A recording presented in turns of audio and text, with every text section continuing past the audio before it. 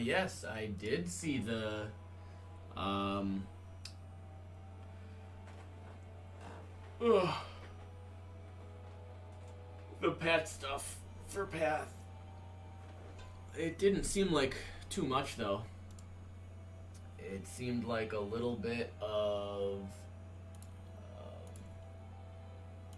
quality of life, but probably not enough.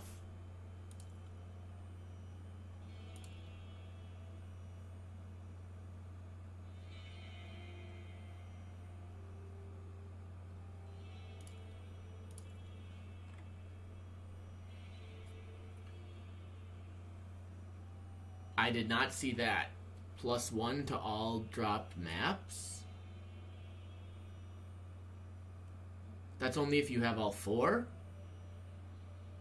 Or is that per Voidstone? I guess I read the proposed changes from a couple of days ago. Is there something different?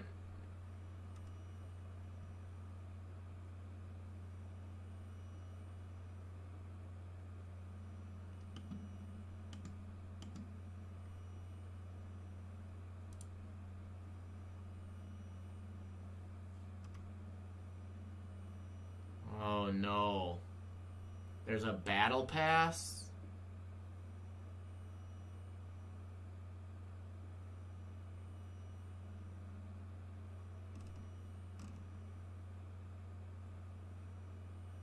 How much is it? $30.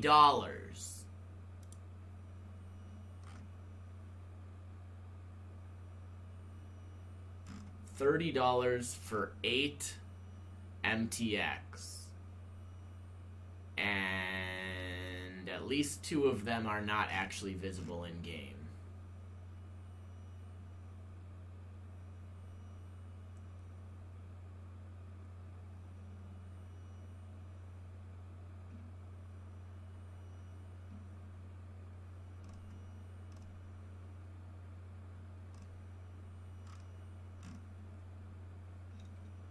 Wow, that is gonna get downvoted to oblivion.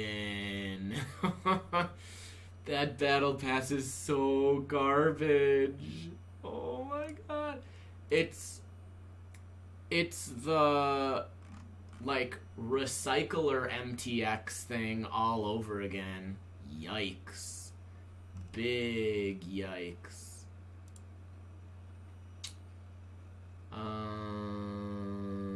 Okay, so I guess on the front page, I can't actually read the patch notes. So, 3.17.1.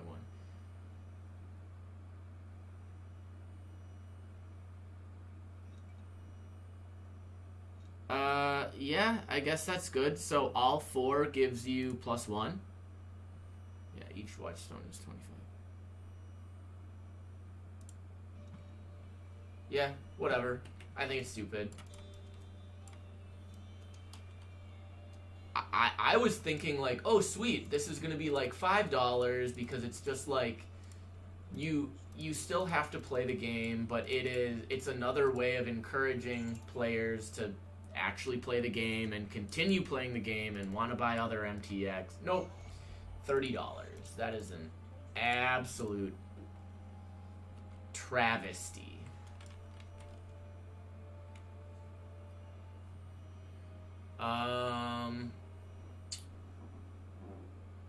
So we are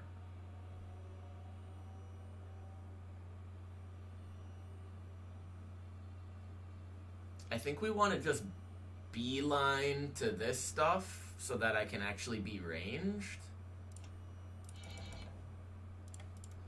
Jab should suffice for now. Yeah, man, I just think... I mean, like... God, I even hate to be that guy, but, like, Fortnite's Battle Pass is, like, ridiculously involved. It lasts for dozens and dozens of hours. The Path of Exile Battle Pass only functions in maps, and you can get 117 completion in Like, I mean, most people have it already, right? It's like you hit that completion in a weekend. So you're paying $30 for maybe a weekend of engagement, and you get 8 very specific MTX. Like, that's stupid. That's real stupid.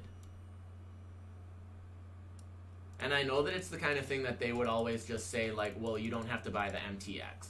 There needs to be something that compels people to buy the MTX beyond I'm a simp for GGG. Like, that is not a compelling reason to buy MTX.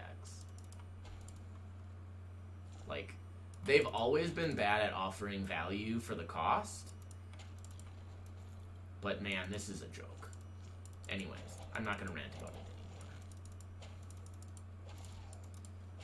anymore. Sully, we've played this before. This is the, Diablo 2 mod. They just released a new patch, which makes it where there are all of these really cool target farmable items. And I'm basically going to go around and do some of that target farming. So I don't even know what exactly is target farmable right now.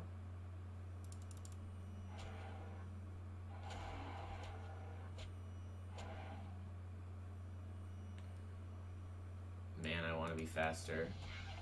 I feel so slow.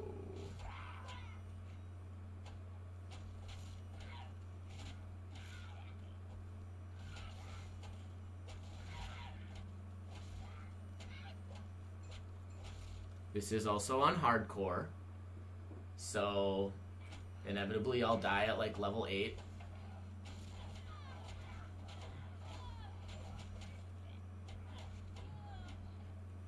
I don't want to brag, but I don't use a logout macro. There is a, or I don't know what you want to call it, but there is a item from Bishabosh here. I think it's a helmet. Okay, that seems like something we want to dodge. Okay, yep, something did a bunch of damage.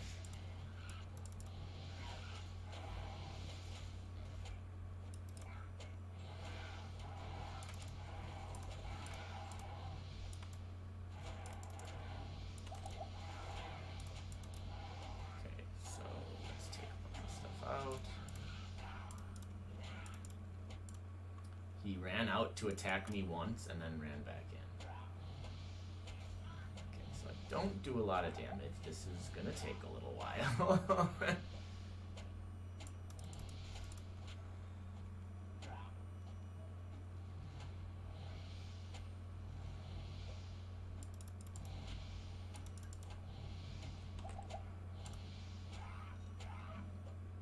Jeez.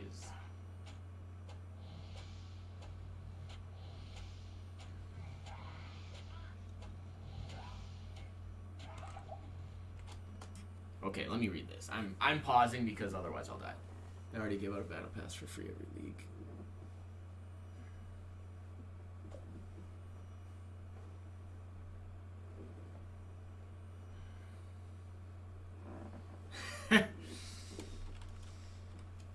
I mean, if you like it, then great. I'm not gonna say you're wrong. I don't find it to be good value.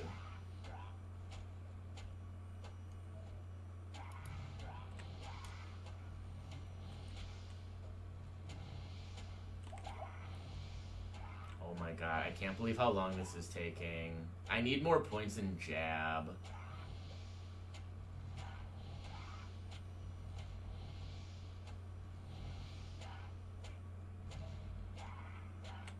Like, 6,500 is a lot of health to punch through, but it shouldn't be this bad. It doesn't help that he regens pretty quick, too. But we're getting there. Got him down to a quarter. I don't know. To me, a battle pass is just like, it should cover all aspects of the game. It should be like, level break points and quests, and it should be like for every different character, you know, you unlock like MTX for Marauder, you unlock MTX for Scion. There, look at that. Oh, cool. And we got, oh, dang. So this is really good because the Arctic set, well, it's more of a bow-based set, but it's a good set for Amazons. And then we did get Fear Herald's Crown of the Bishabosh. So the item that you get there is Crown of the Bishabosh, and I got one with the Fear Herald's prefix. Looks like that gives Terrify. And I don't know what else, but it does require level 10, so that's going to be a while. This is an upgrade in basically every regard. Wow, 51 cold resist is really nice. Way better than Mighty Tunic of the whatever. Do we want attack speed or health and strength? I like attack speed, so we'll do that. Should I throw my pence away? I don't think quite yet.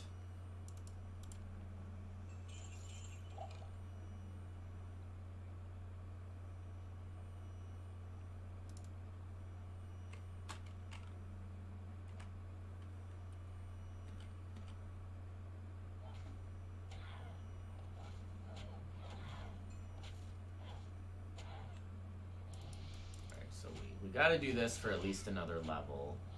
And then I think we can get like the lightning bolt, and I'll need to see if that pierces. If it pierces, that's gonna really help in terms of how this feels.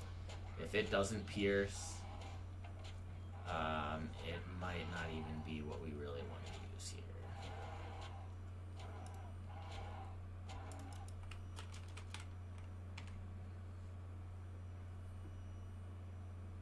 Oh. Yeah, we can't even get it. And Lightning Bolt has a 5% chance to pass through enemies. Okay, well, we will be able to get Poison Javelin.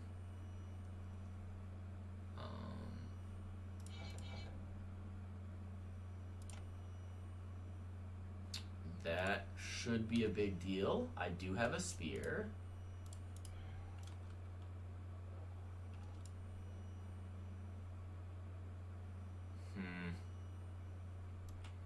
I don't know how good it's gonna be.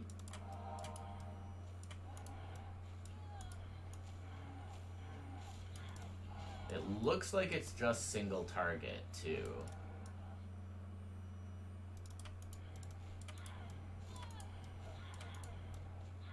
It's got a little bit of a radius on it, not big though.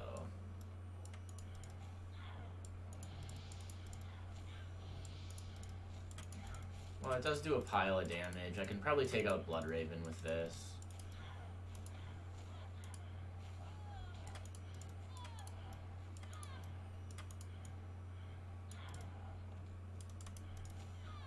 Early on, something that's just hitting single target is probably fine. Density is really low. Man, it is a great time to be an RPG gamer, though. Like, an ARPG, excuse me. Like, Lost Ark, even though it's technically an MMO, it has a very ARPG feel. You know, the Path of Exile patch is just very, very good, very quality.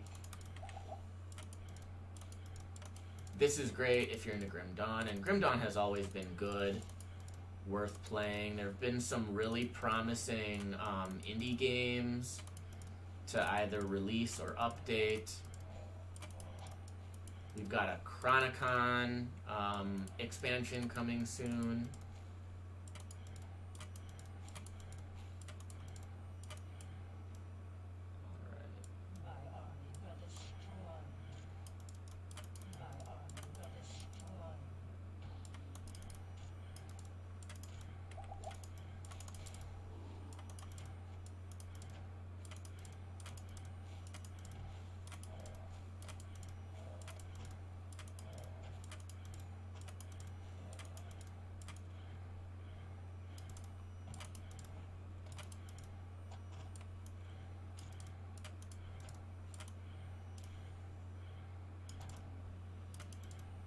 So long as I can dodge her fire arrows, I'll be okay.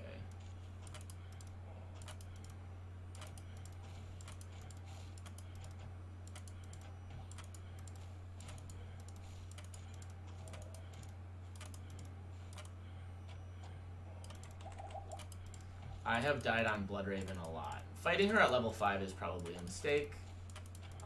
But just being able to kite like this, I've got her down to half. I haven't been in a lot of danger, but yeah, the fire arrows can hurt a lot. A lot of times I fight her though, and I like haven't even picked up any like new gear. And of course that's just real dumb. She must have a lot of poison resist. Because like this thing is supposed to do like, oh, I don't have my skill shrine anymore. That was giving me +2 levels. So my damage is way down.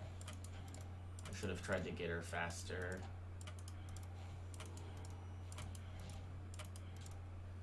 GGG has... I know.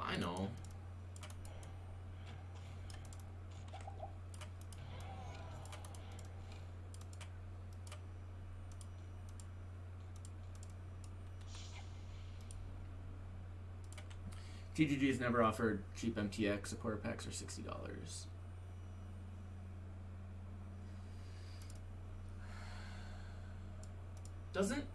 You're paying $30 for the opportunity to just work towards something. To me, that's just way too expensive.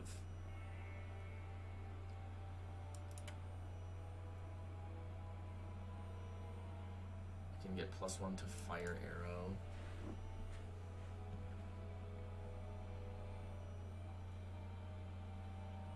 That probably actually does more damage right now. The attack speed is really low though.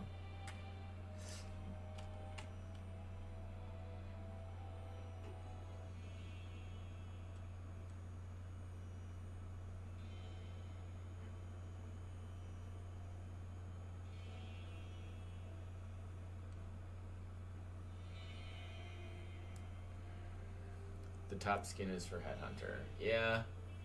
I mean, that doesn't... I don't know. It seems like you're excusing that. You're saying, like... I don't know. I just... To me, it's totally indefensible. I don't really care. I think it's stupid. I'm not gonna buy it. Like, just think about it. If they would have put more time into it and made it cheaper, they would have made a ton more money. Like, keep the really cool microtransactions gated, but just have a bunch of, you know, like, here's a blue armor, here's a red armor, here's a green armor, here's a black armor, here's a white armor. Just, like, do basic things like that in the battle pass, and, I mean, takes no development time, and people would gobble that up if it wound up giving you just, like, 40, like, very basic MTX, just like, because you look so stupid when you finish the game that anything that lets you sort of mix and match would be an improvement.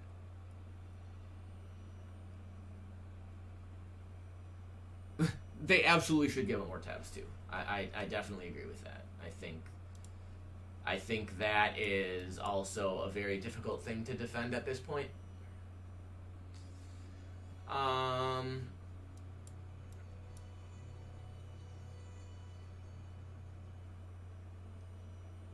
We could go Tsunami. That might be okay. 'Cause, like, I think I probably go one or the other, right? I probably go lightning or poison. And again, it's sort of going to depend on what drops here.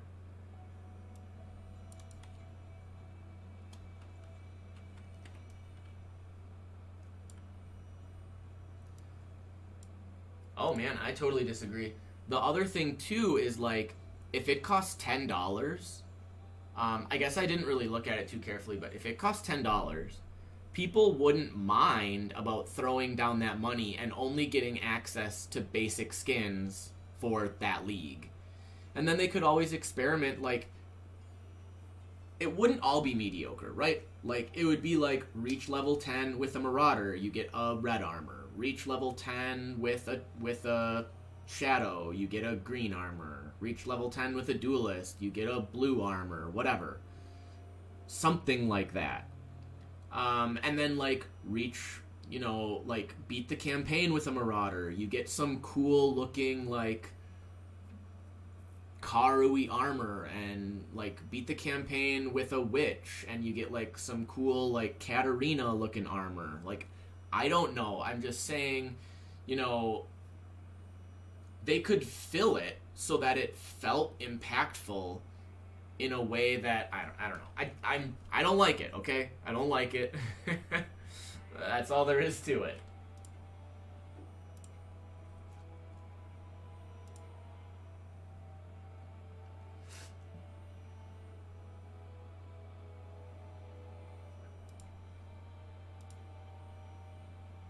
I should probably also get, like, a shield.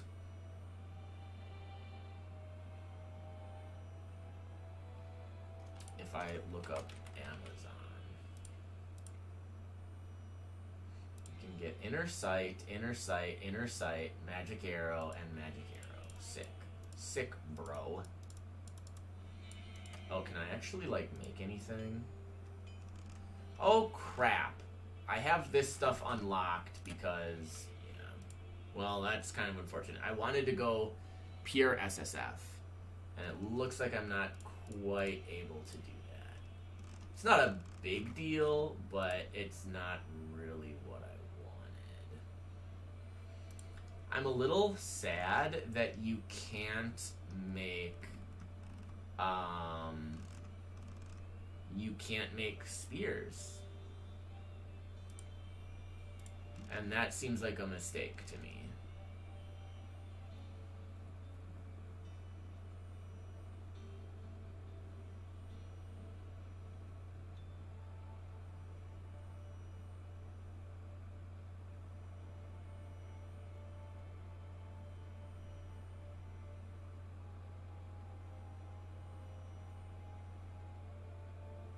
I don't get it. Are these just very slight changes in terms of effectiveness for a trade-off of a little bit of mana cost?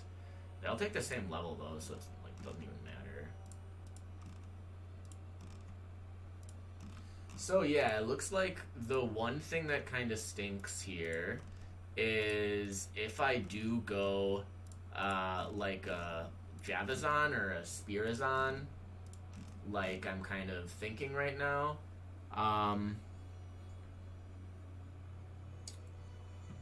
I'll be very limited in terms of the gear I can craft. Help you make your build.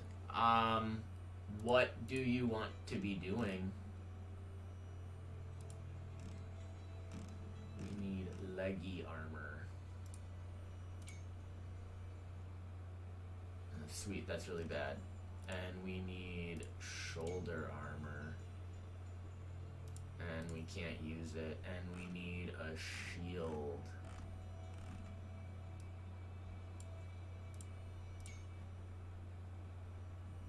11% fizz resist? That seems really good, right? Oh, yeah. Well, the Captain Lance build wound up beating the 4 Conquerors AFK with an unlinked Tempest Shield. So I wonder if you could actually do something with Tempest Shield.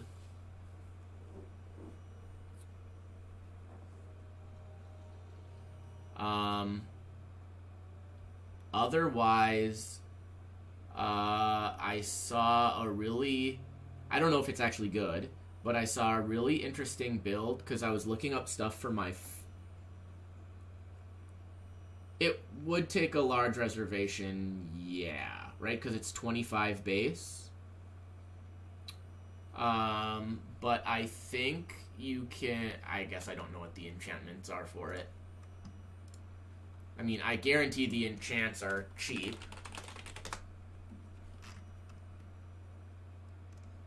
chains 3 additional times.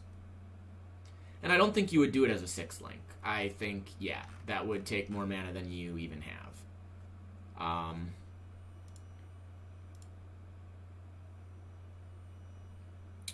It also has a pretty good alt quality. Right, your alt qualities are either chains 2 times at 20 quality, or buff grants 2% chance to block spell damage at 20 quality.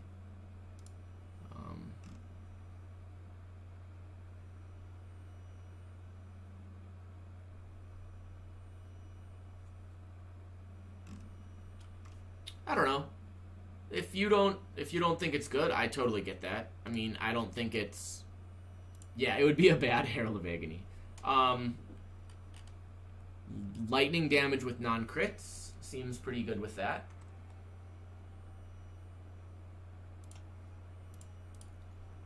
But yeah, I won't try to convince you of that. I don't think it's. I don't think that's really where you want to be. Okay, let's just fill out gear, right? Even though this stuff is just level 1, that does not really matter. We just want blue or better in all our slots. And then I can...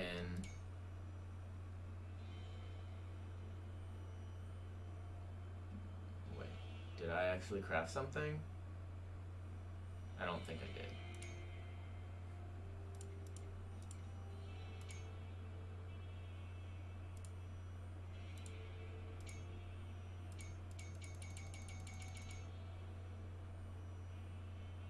It won't let me craft a magic metal. Presumably because none exist at level 5.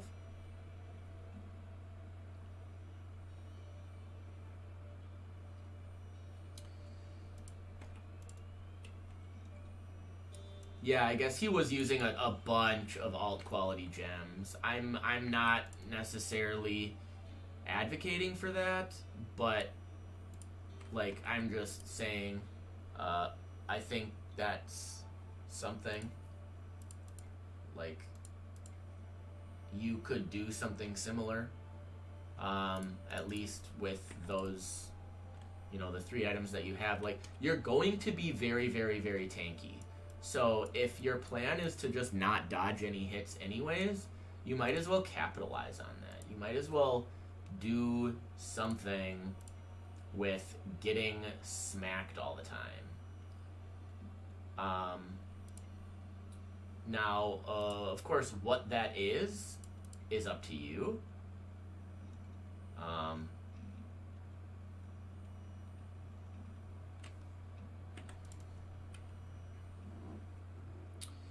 Doriani's prototype. Man.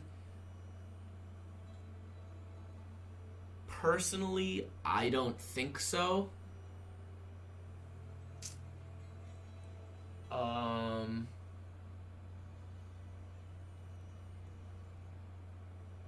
Because then isn't that a total non-bow with melding of the flesh?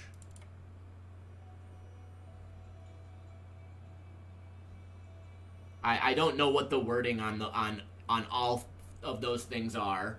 I guess I know Aegis Aurora. I think Leadership's price is just up to 3 all max res individually.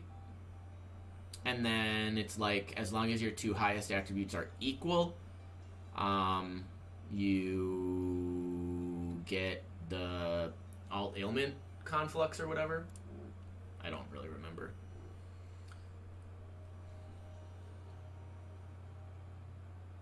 All max resists are your highest. Okay, so you'd use Melding of the Flesh for the minus 80 lightning res, and then you would just totally forego lightning res. I think that's probably fine. That might be the way to do it too, with melding giving you such a big bonus with prototype.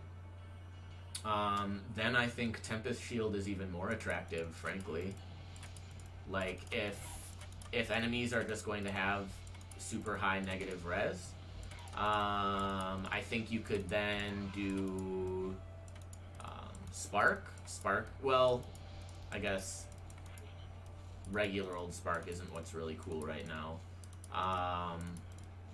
But Spark is good. I think most of the lightning skills are probably in a pretty good place.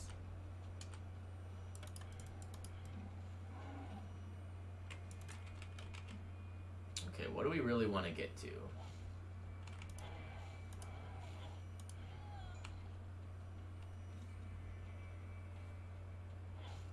We want our passives. And we'll just crank that Soldier Boy.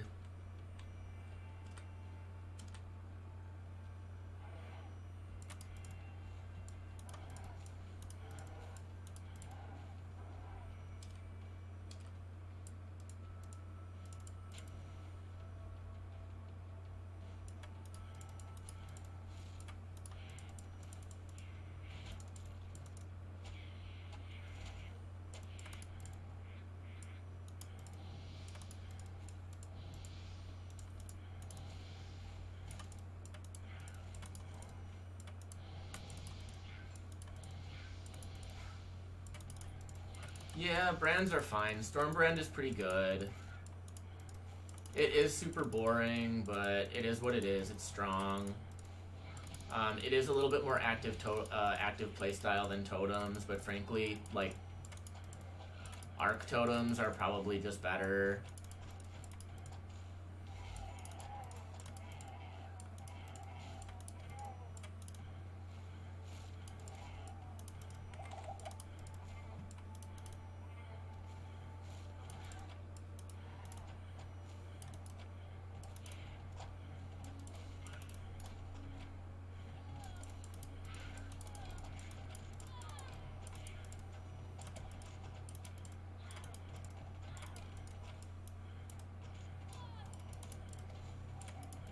I think it was Incursion.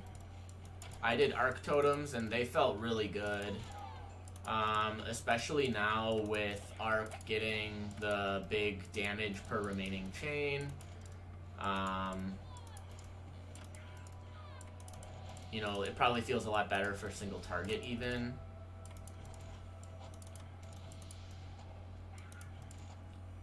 I guess I would just feel like you kind of already did a totem build. Unless you're talking about converting your current build into this, which then that's probably pretty easy to do.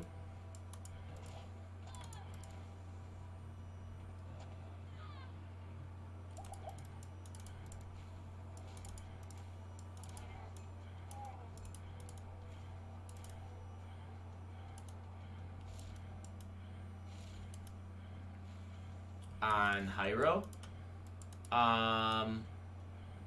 I like the one that's like less mana cost and mana reservation efficiency. I don't know if that's the 2-point or the 4-point, but whatever the 2-point is going in that direction is pretty good. I don't think the Arcane Surge is worth it. It's just so easy to get Arcane Surge.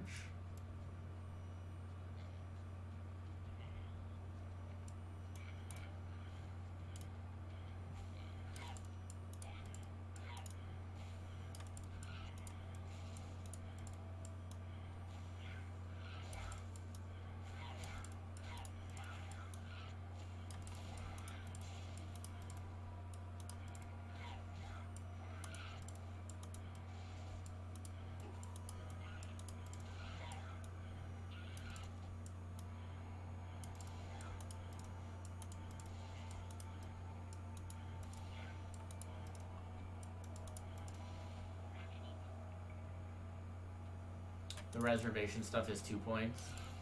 Then that's what I would do.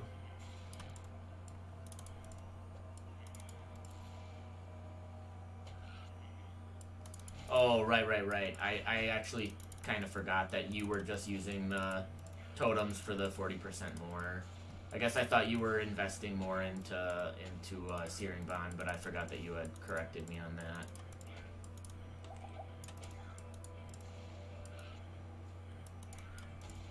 So then you'll have an Inquisitor and a Hierophant.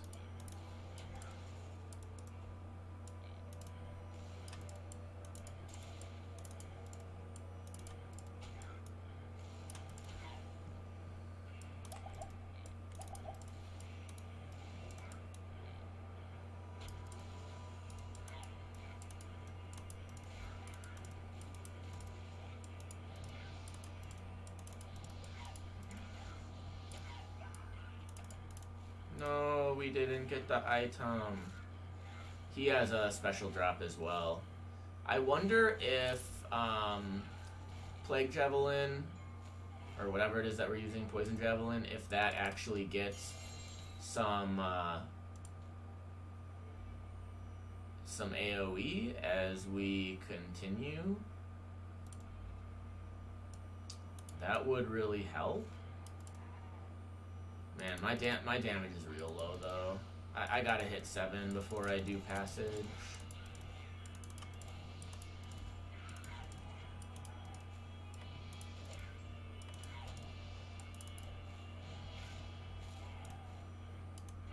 Like, taking 5 hits to kill stuff is just not good. I should not have invested so much in the Mastery Bar. You could go Scion. What do? Do you go... is the Elementalist node any good anymore? I will say Scion is really good with Forbidden Flame and Forbidden Flash. Because it kind of is like 3 Ascendancy points for you.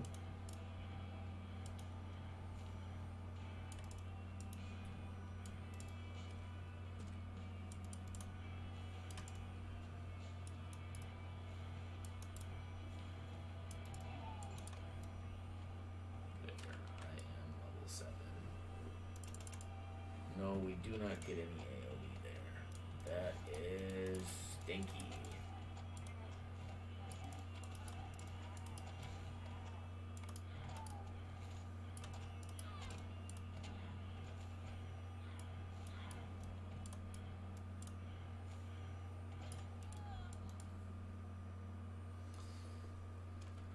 Necro.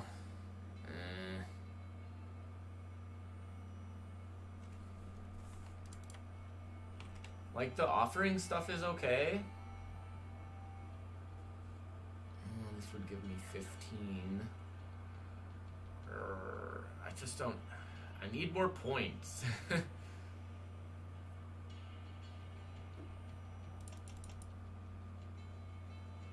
That adds a lot of damage. And it only requires a weapon. I don't actually need a spear. Otherwise, I could probably just do this, and that's a lot of damage too.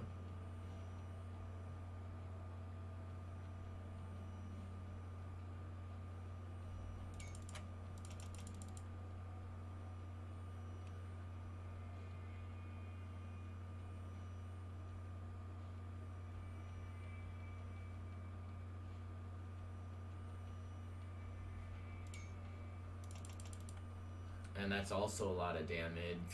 I mean, that's like a minimum of like 150 and a maximum of almost 250 DPS.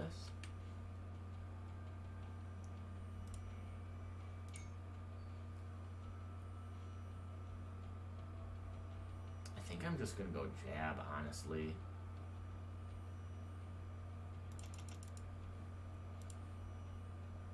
I'll leave the 1 point Poison Javelin, but I actually think jab is how I go.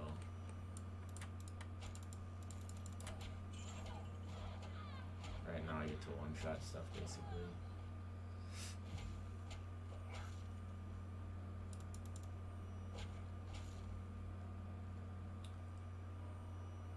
I don't even think the block nodes are bad. I do just agree that they're really boring. Like,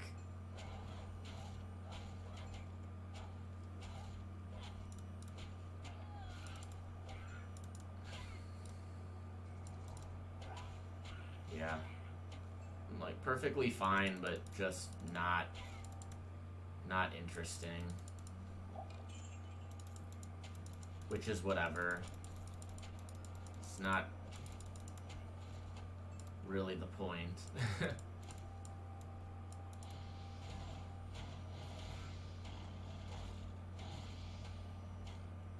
Man, I should start thinking about resists pretty soon, too. Otherwise, we're just gonna get shredded.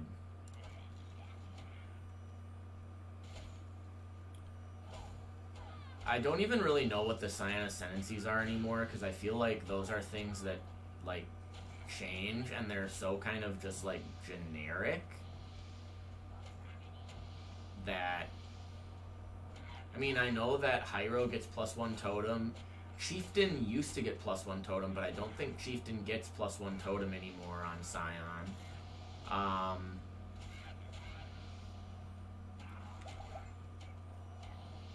Like, Assassin gets base crit, Gladiator gets, like, what, 3% max attack block?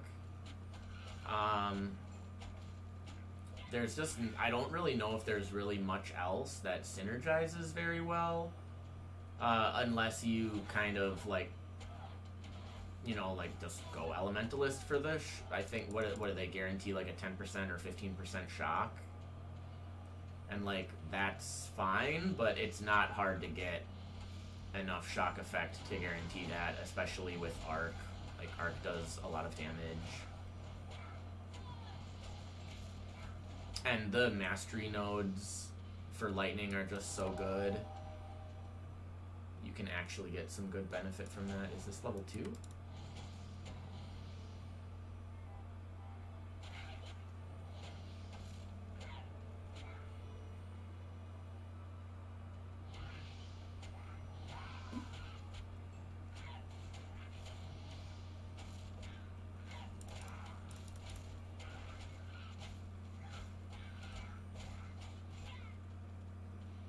I also don't even know if you need to go the Necro stuff to get block capped. Like, maybe you need to do it for spell block cap, but, like,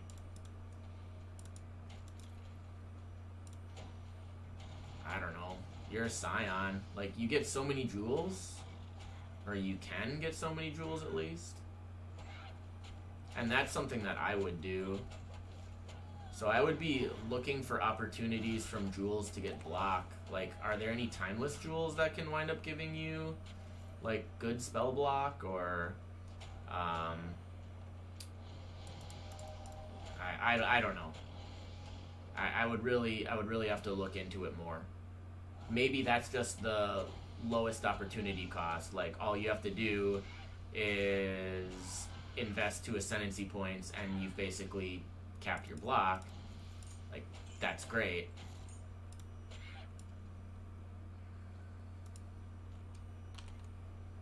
I mean, this is better by 2% pierce.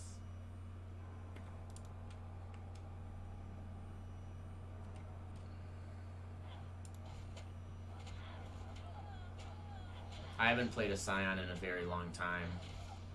I'm not Adam. And I, like, as lame as it is, I really hate Scion voice lines.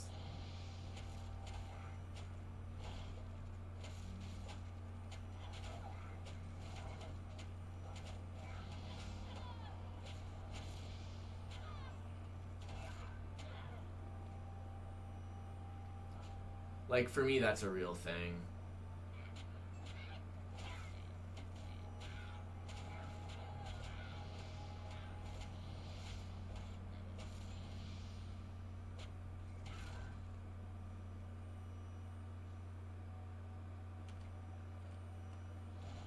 Okay, I think we found it.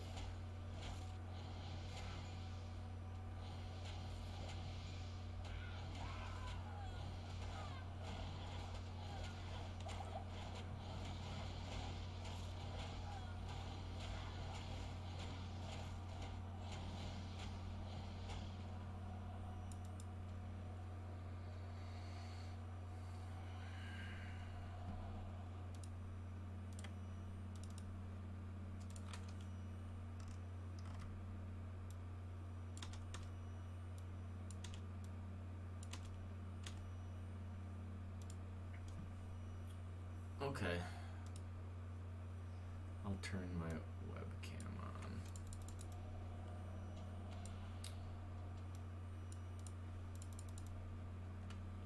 There, my camera's on. Now everyone can see me in all my glory. Oh, good. I'm not sure I like this very much.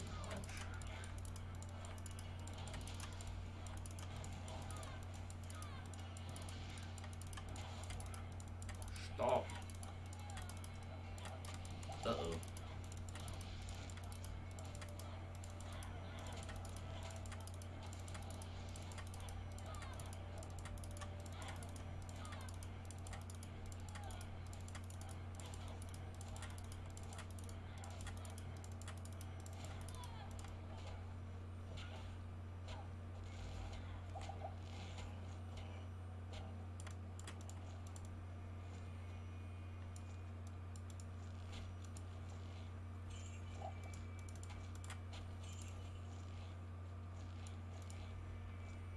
Okay, so we can go back to the encampment. And then this at least gives me a little breathing room here. I can figure out what it is I want to do. How I want to play this.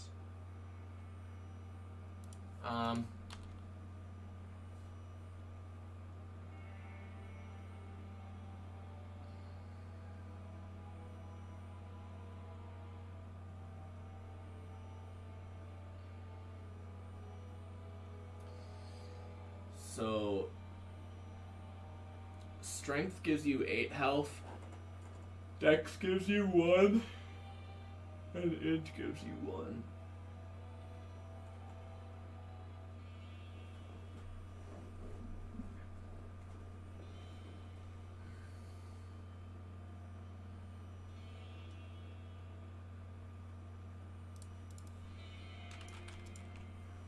Okay, so what do we want to put some more points there?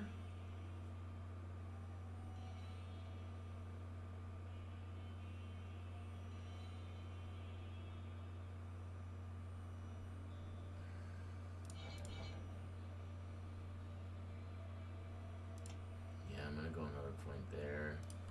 That just seems so nice for kiting. And so I am going to play entirely solo self-found as much as I can. I'm really not sure if it's going to work the way I want, but we'll do as best I can.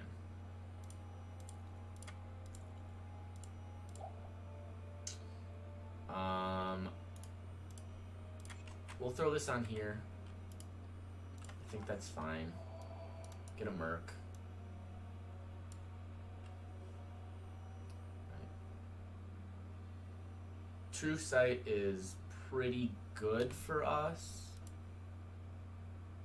Right, yeah. Most of my jab damage is pierce.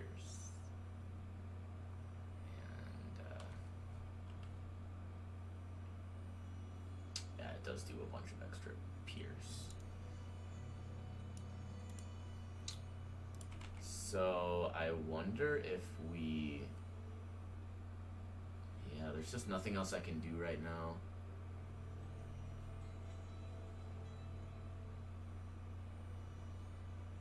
Power Strike does count as a weapon attack.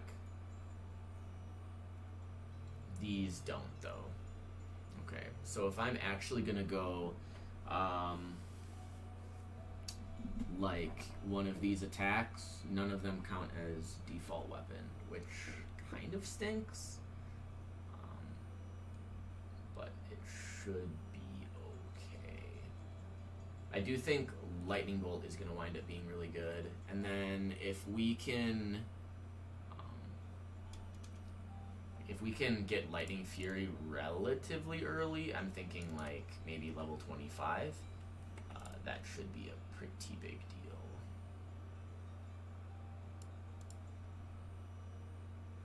Still don't know what to pair with. So here's what we're gonna do. We're gonna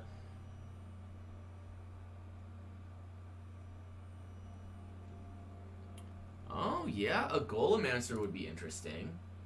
Full convert to lightning, and I don't even know which golem would be best. I would think you actually want one of the pure fizz. Like, you probably don't want lightning golem, is, I guess, really what I'm saying there. So, like, stone golem with full lightning convert. Yeah, Mjolnir's really strong, but then that's super boring because you just cyclone and things take damage. And if you like that playstyle, then by all means, but I find cyclone super boring.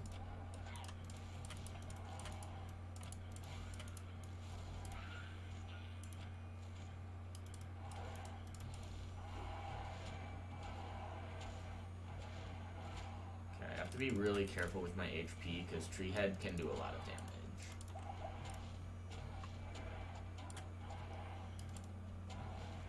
Okay, I do pretty decent damage to him, though.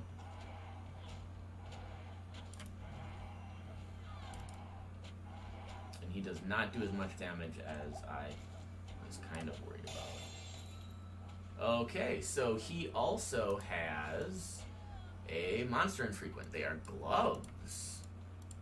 Cool.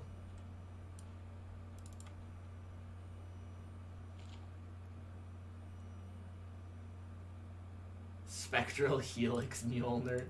Yeah, I mean, you could. That would certainly be more interesting than Cyclone. Probably just worse, but way more interesting. And then I guess it is actually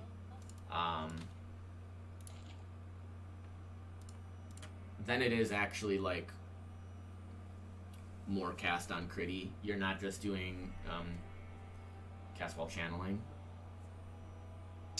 Okay, so down to up circle 1. That's how we do this. Okay, so we've farmed 2 of the new monster infrequents now. Right? We've got the gloves and we've got the helmet. So what I'll probably do, I know that I don't need the bow. Okay, so it's down to up circle 1. So down to up circle 1.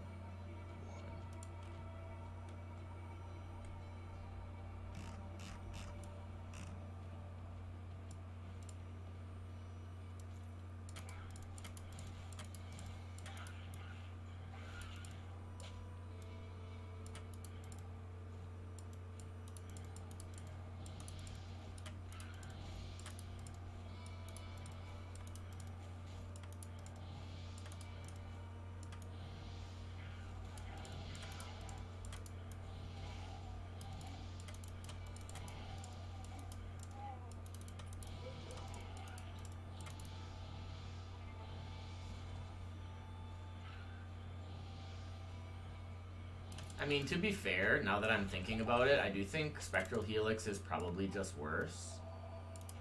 But I mean, it's definitely more interesting.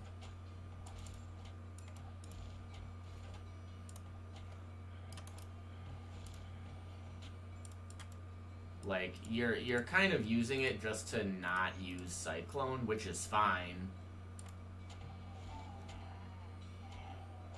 But you're just neutering the efficacy of the build, right?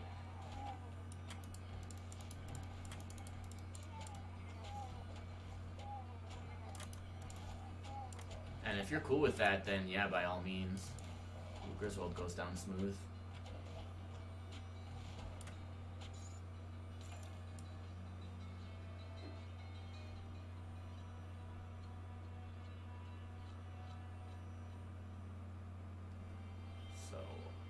this still wants a spear.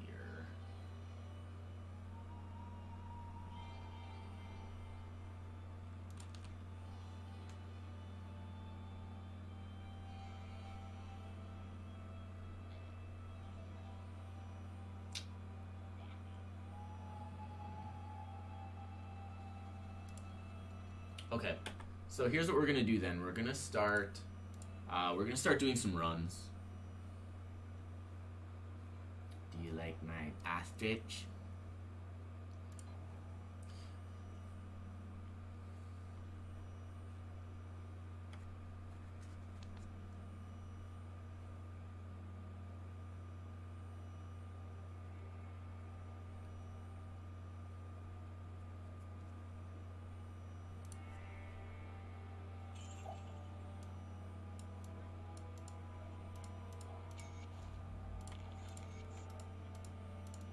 So I rescued Kane.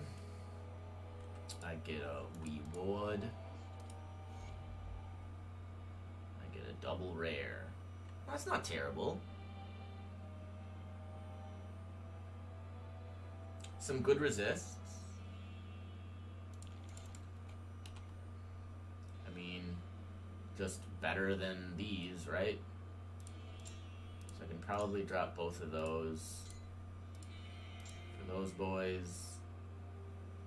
I don't love losing move speed boots, but it's probably fine early on like this. Some good decks and mana regen, kind of nice. We really need a spear, unfortunately.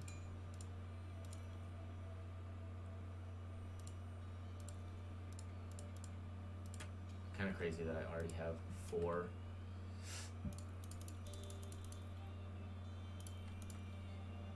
Okay, so what do these things actually do? Sprinters. So that's, ooh, okay. So some attack and move speed. That's very nice.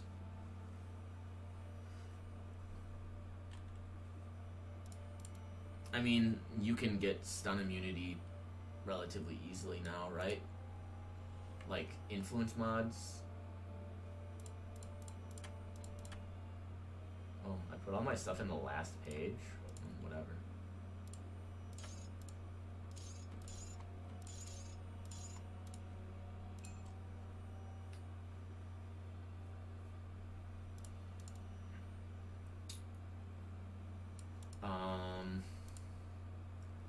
Okay, so what we want to do is we want to run all of the bosses that we can. So we'll try to figure out where the spawn points are. I know that there's one up here. Right, that's not it. Cyclone does feel really bad. I agree with you. Cyclone without something to deal with your propensity for getting stunned, especially if you're not going like, you know, like you don't have any leech, right? You have no leech because you're not using your Cyclone for damage. I mean, I suppose you can still get some amount of leech, right? But Cyclone is not what is actually taking stuff down. So I actually don't know if Corpse Fire has a monster infrequent, but I'm checking. I think he does. I think it's basically every like super unique monster in Acts 1 through 5. But I don't know for sure.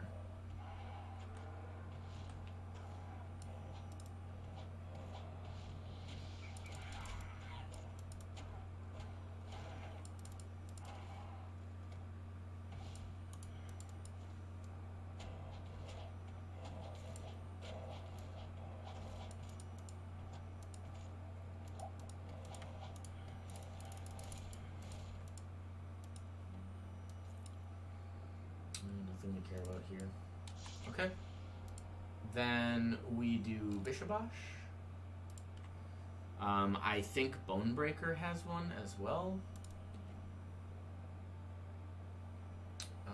There is a Bishabosh spawn down here, or I should say a potential Bishabosh spawn down here.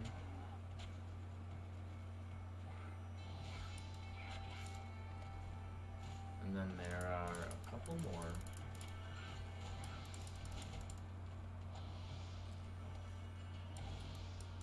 There's one up here and one here. Like, unfortunately, with Path of Exile, like, passive damage is just always better now.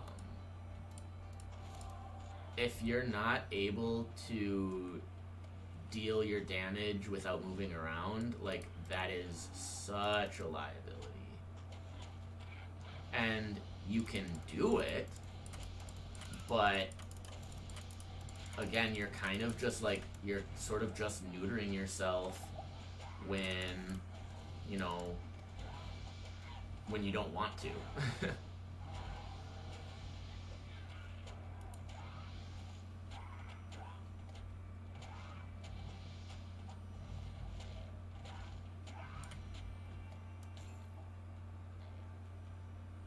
Alright, sweet. We got another one. We will go up here. Hopefully take Bloodraven down pretty handily with a couple of jabbies. A couple of jabby stabbies.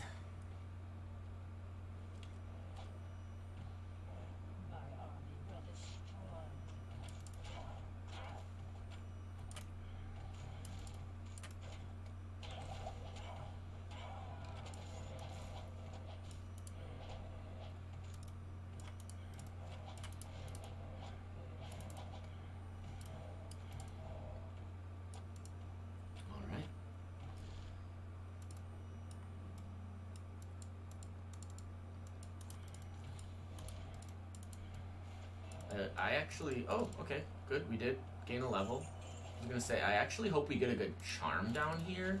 I'd really love to get a charm with, like, one of my actual skills. So we could go Impale. The only thing I don't like about Impale is it only hits one enemy. And so I don't find that very useful.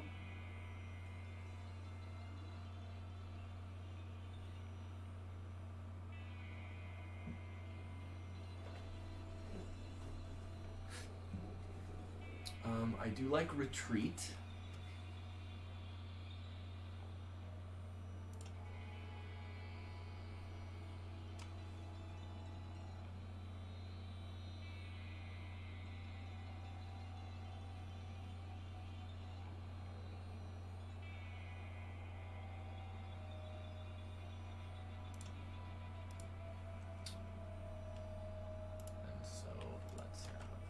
One be Retreat, and two can be my mark.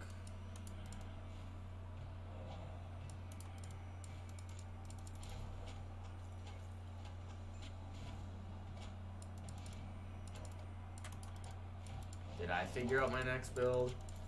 No, I mean, not like I gave up on it, but I wanted to stew around a little bit more in my head before I just say, like, okay, this is what I'm gonna play, because when I make those kind of spur of the moment decisions, I always regret it. Like, it's always just too rushed when I am just like, you know what, I'm just gonna play an Elementalist, and it's like, okay, well, that's not enough. I'm really leaning towards something that is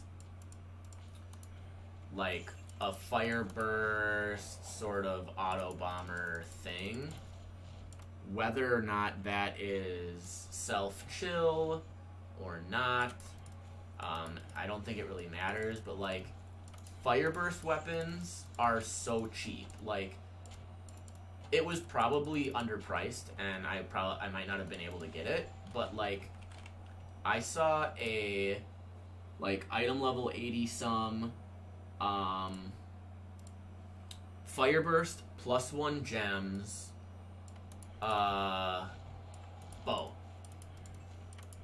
And, like, I think you can totally get away with bow as a... Oh my god, that's so much damage. Oh my god. I mean, luckily I did a lot of damage to him as well, but dude, we're totally clearing out trash first.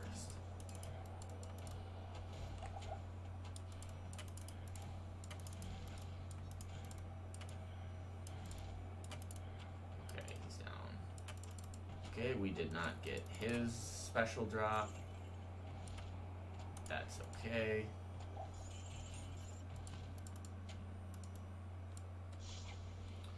Then we'll go for Rakanishu Griswold. Yeah, I do kind of make trash builds. I'm not disagreeing with you. I think a big part of it is I don't do my due diligence in terms of actually doing research. And, like, you know, throwing something in Path of Building. Like, I have an idea and I'm just like, you know what? It'll work out.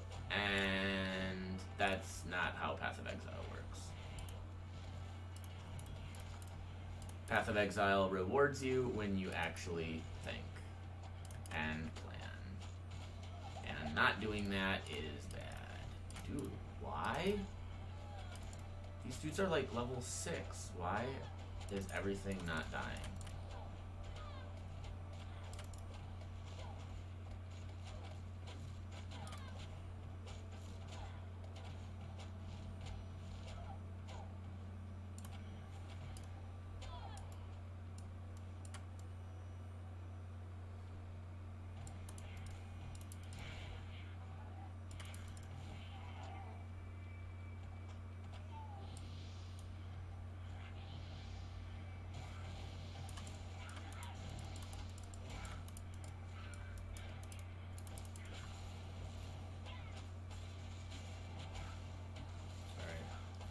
Damage is good enough, so I don't need to worry about his lightning bolts for too long. Then we go to Tristram. We will get Griswold real quick.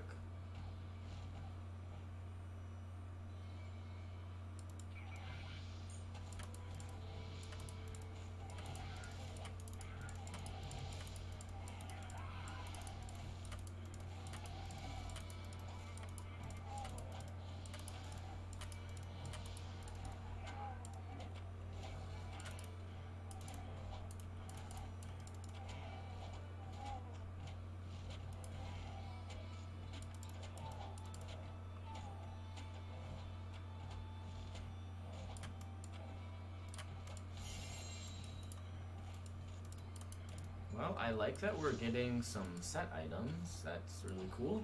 And then we'll get Treehead, and then we'll start over. Again, right now I'm just kind of farming to hopefully get something that inspires me for a second mastery. You know, I really want something that's like, oh man, this is so good if I do this. You know, I'm not necessarily married to the idea of going javelins because while Amazon is not necessarily a good secondary class, I think just about anything else could be a pretty reasonable secondary class for either javelins or bows.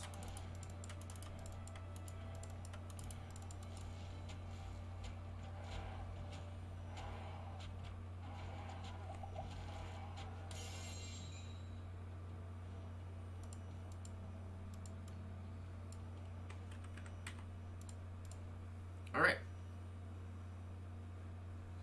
Stonks. That's my name.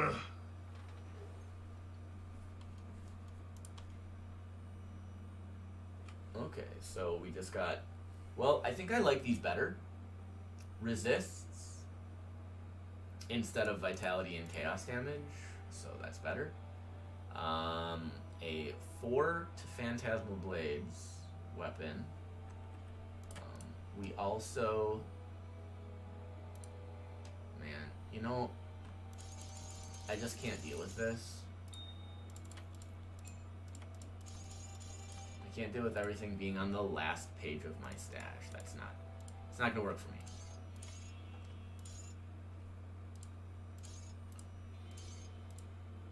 So we'll put this stuff down here.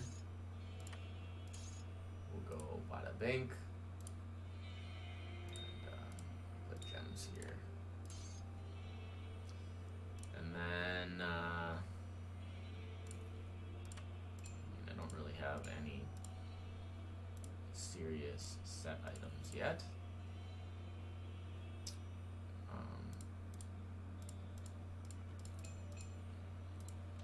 Put sets on page 2.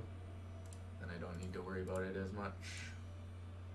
And I think the only stuff I'm gonna actually hold on to are these monster infrequents. So we got Dodge Lords and Fear Heralds. Dodge Lords gives total speed, okay, and then all damage, fire damage. Okay, so the burn damage, fire damage, that's built in. Terrify is definitely Fear Heralds. Fumble and Paired Aim is Dodge Lords. Those are pretty good. Build up lots of non-mapping content.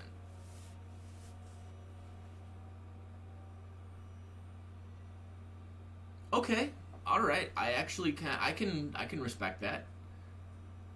Right, wanting to focus more on breaking up your mapping experience than just like going hard in maps. Yeah, that's fair.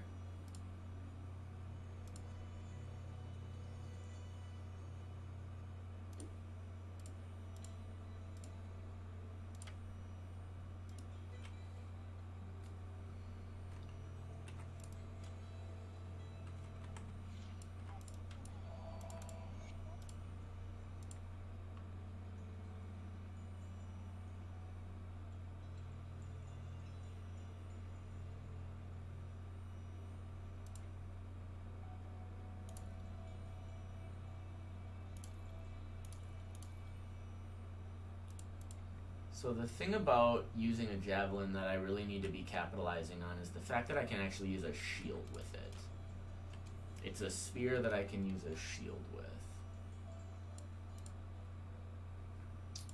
Okay, so we go Cold Plains. Yeah, I mean, like, my mapping setup is just to maximize each individual map. It is patently not focused on fun, because I find maps to be really the most fun of all of the, the late game content. Like, I would prefer to just blast maps. I like the mindlessness of it. I do recognize, yeah, it has gotten very, very hectic. There is a lot going on in maps nowadays, especially when you are stacking your maps with your Atlas passive. So there's something to be said for just saying, like, you know what, I want like 1 in every 2 maps to just give me content that's not maps, right? Like dropping contracts and giving you Sulfite and like progressing your Alva Temple and getting you closer to, Katarina fights and stuff like that. I can totally understand that. I really do believe too that, like, people keep trying to optimize the heck out of Atlas passives, and I just don't think you have to do that.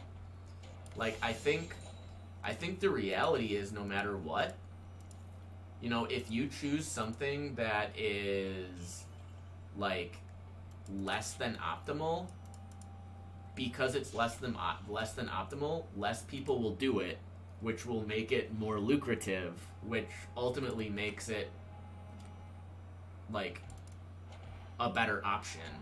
So I really do kind of think everything balances out. I mean, look at Exarch.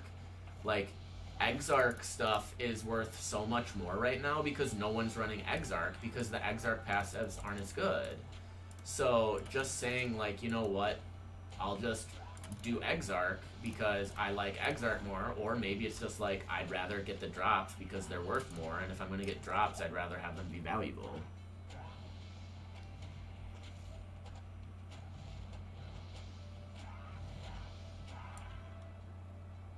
Mana drinkers. So this gives mana leech, and then it's also cold, frostburn, mana regen.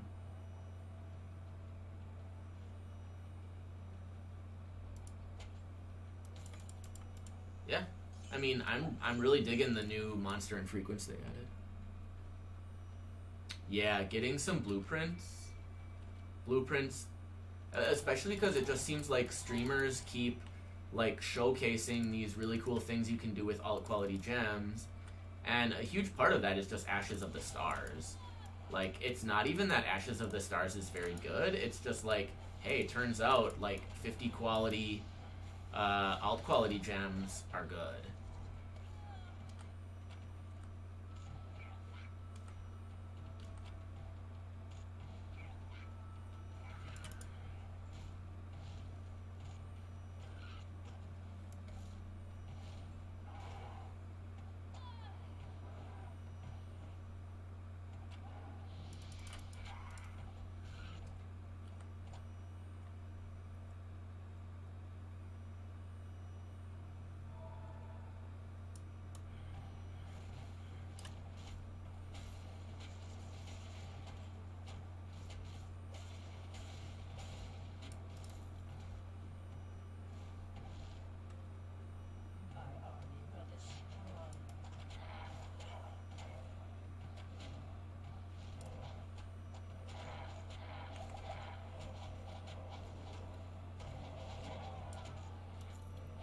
I kind of thought Bloodraven would have an item.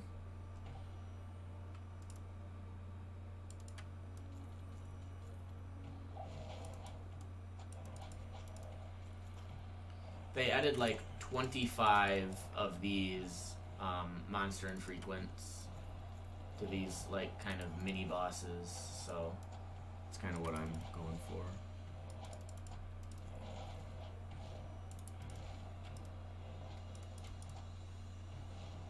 Oh, yeah, I'm not saying Ashes of the Stars isn't good.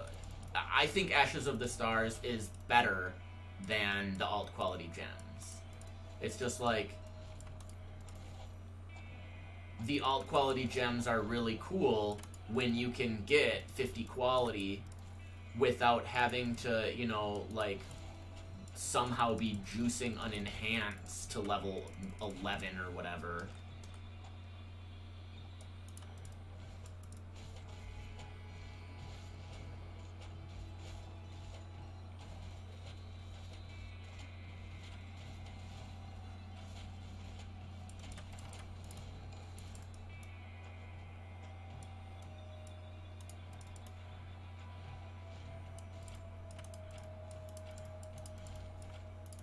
Like, I think there needs to be more items like Ashes of the Stars. Like, this is just a real good bread and butter unique. It actually drops. You know, it's none of this, whatever the thing is that can be quadruple anointed, right? Like, that thing only drops from ridiculous pinnacle content that, like, most builds can't really even do, or is just like prohibitively expensive to access because oh god, don't die, don't die, don't die, don't die, don't die, don't die, don't die, don't die, don't die, don't die, don't die, don't die. I need your business.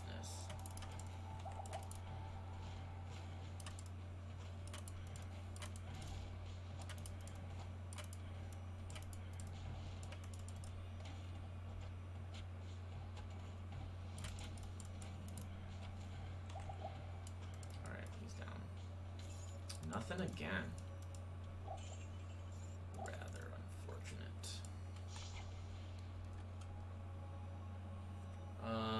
It would be really nice to have it show. Yeah, exactly. Like the poison spark thing, right? Like having to, like being forced to use Voltaxic Rift just to get the poison spark is bad, but being able to just throw on an amulet and boom, you have 100% conversion. That's good.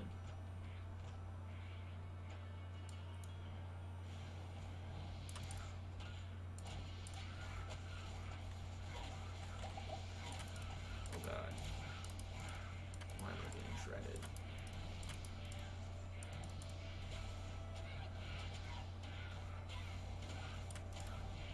Dude, why?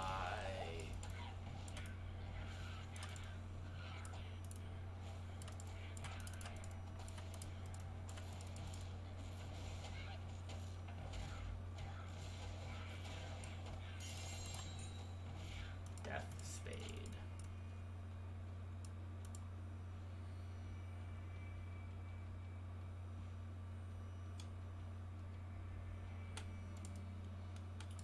The Scorch Boots, they just straight up scorch everything, right? I mean, yeah, of course that's insane. Like, you're giving everything minus 30 resists.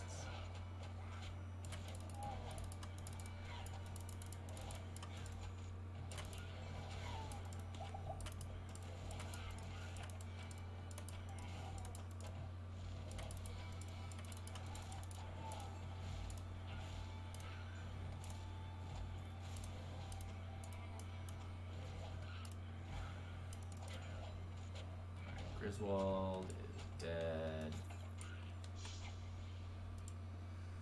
And then we do Treehead.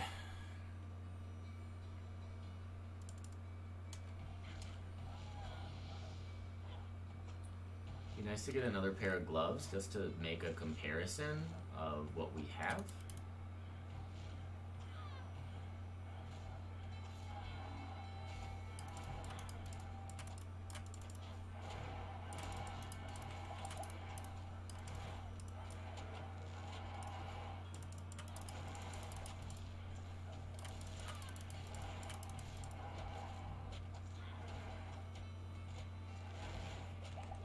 Okay, we did hit level 10, which means we can pick our secondary.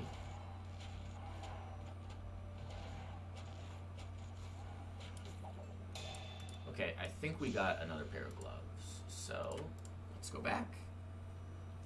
They scorch, and if a burning and scorched enemy dies, it burns all enemies nearby for 8%.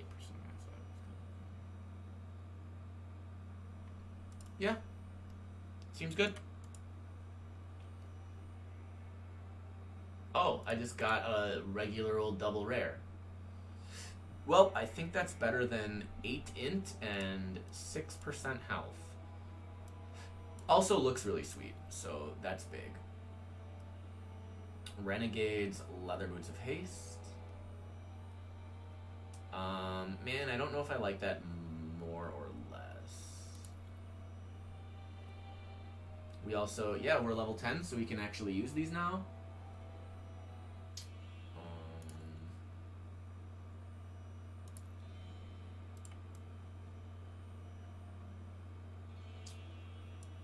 So let's take real quick stock in what we have. We've gotten 3. And I need more strength for these gloves. But they're way better. They don't give any skills to this character, unfortunately. Alright, +2 double swing is Barbarian. Increased speed is Barbarian. Might and charge are Paladin, and burst of speed is Assassin. But I mean, it's some reasonable, like, some damage, right? Fizz and internal trauma are really common early game. Some good attack rating. 39 is a lot for low levels. Attack speed, move speed, some resists. I mean, it's good.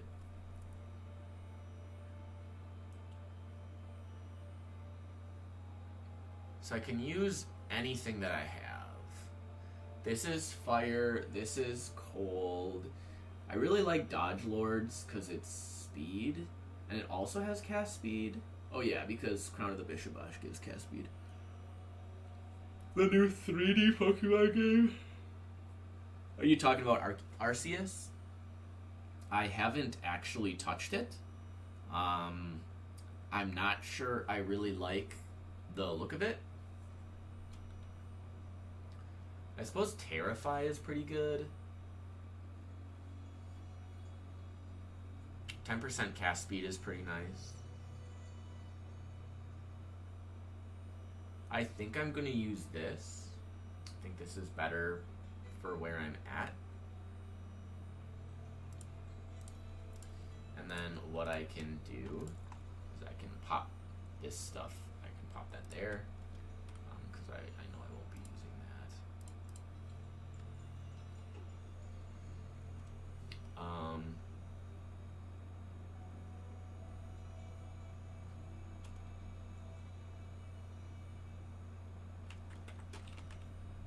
So if, yeah, okay, so this does require a spear.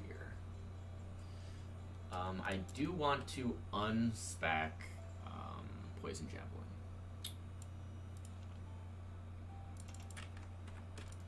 I don't want that anymore.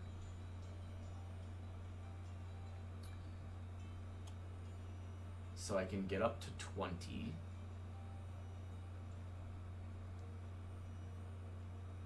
I don't know if that's really worth it right away. I mean, we have to get so far up for that. Man. No, we're not going to do it. We're going to go for a couple points in Lightning Bolt. I think that's going to be more damage overall.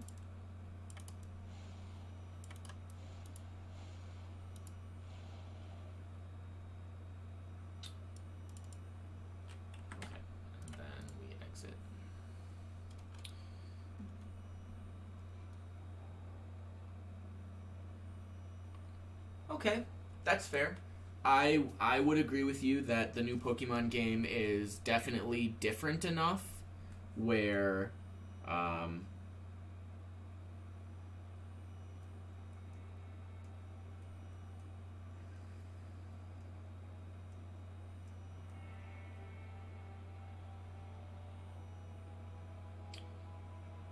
sorry. Like, it's different enough that I think there's definitely something to be said for doing that. For just, like, trying something different.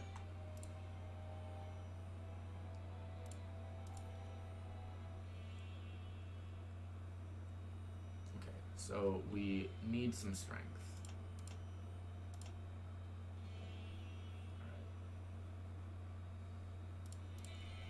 Lose some attack speed, gain more attack speed, and some movement speed.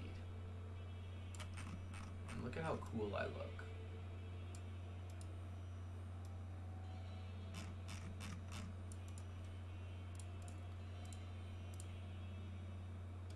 We could get a rare shield. Cold, Lightning, Vitality, Chaos. Good resists.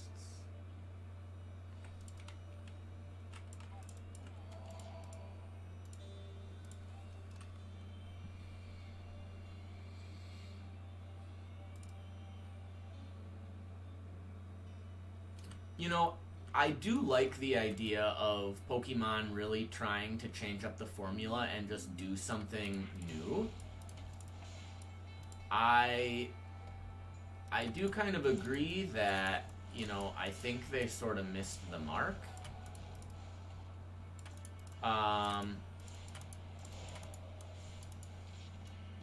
But really, I think that comes down to my opinion. I mean, granted, to be fair, it's my students. But I have a number of students who have said that they really, really like it.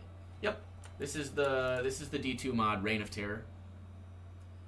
I pretty recently started this character. I'm playing hardcore, and I'm bad at hardcore, so I'm playing really, really carefully. And with the latest patch, they added all sorts of new monster infrequents. And so I didn't really want to spoil a list for myself, so I'm kind of just going around and farming the super uniques and seeing if they have monster infrequents. I've found a couple so far. And I know a couple more that exist.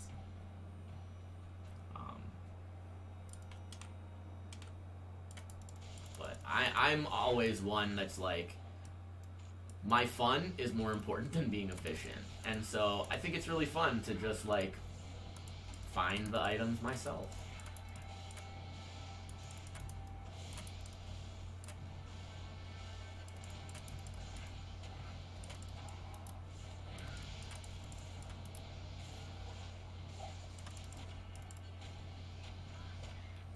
So that's what I'm doing.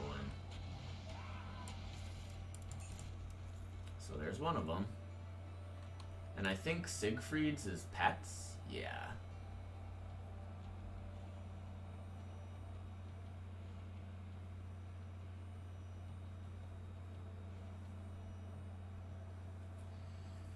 So that gives Skeleton Mastery, Spirit Wolf, Hellhound, Briarthorn.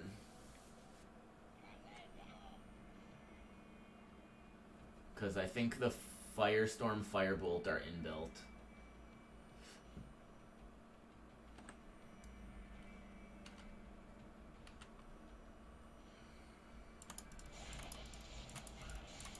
I've played some other characters in this mod, and I just decided, like, with the recent patch, I would play hardcore, because I only play hardcore when I stream, or I typically play hardcore when I stream.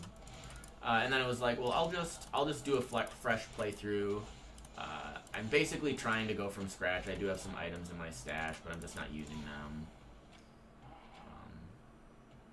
And just kind of, you know, enjoying the new journey. There hasn't been a lot of balance changes, but I think all the new monster infrequents changed the way I approach things. I already enjoyed farming them anyways, and this just this feeds into that. So, like, part of me feels like Bloodraven has one. So, I mean, I don't actually know if that's the case, but, like, I'm trying. And then I'm checking Bonebreaker. Right, all the unique mobs.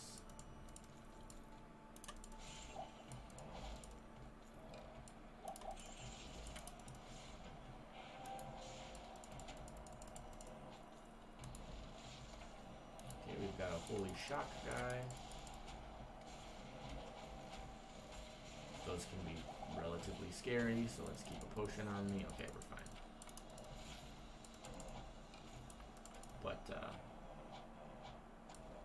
Holy Shock can pulse and do some pretty serious damage.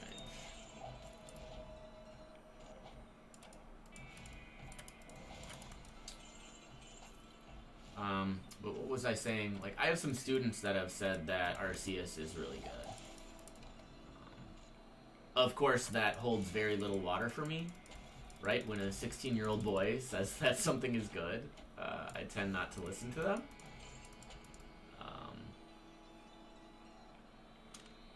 And frankly, I like the Pokemon formula. I am a big fan of the way that it's already set up. I just wish they wouldn't make it so easy. Like, there's a reason I really enjoy the randomizer. There's a reason that I've you know, been looking at more games in that genre that are, you know, just a little bit more challenging. Like, that's where I want the game to be. Okay, I have to be careful. This guy can pour out a lot of damage.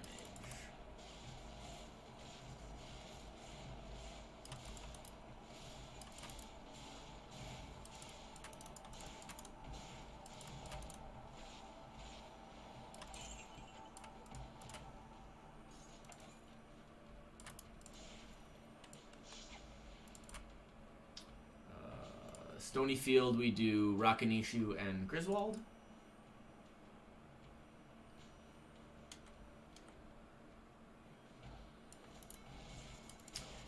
Man, I can't wait until I actually get my Amazon leveled up a little bit more.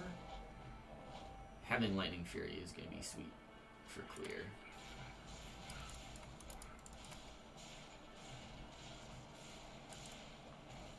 Should probably just be jabbing. Oh god! Okay. There's Rakanishu's Devil Spark. I did know that he had a monster infrequent. That's an old one.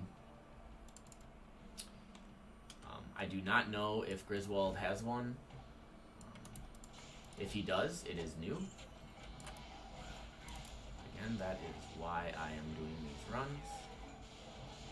For personal science. I don't know how many I should do before I say, like, okay, that's probably enough. I think I've done, like, I don't know, 6 maybe. And then we go Dark Wood for Treehead, and Treehead has one. I've only gotten one, though. So I'd really like to get a couple more. It's my understanding that rarity increases with distance from waypoint. So Treeheads is very rare.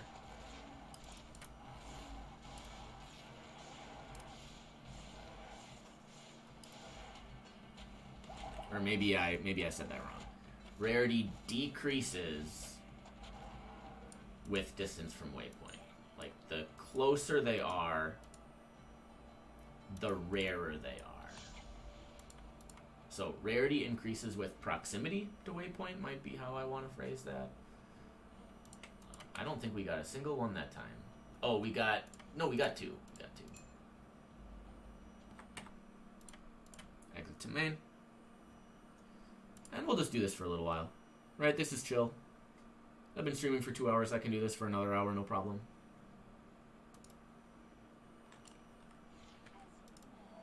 I know it might seem really boring to viewers, but I love this kind of stuff.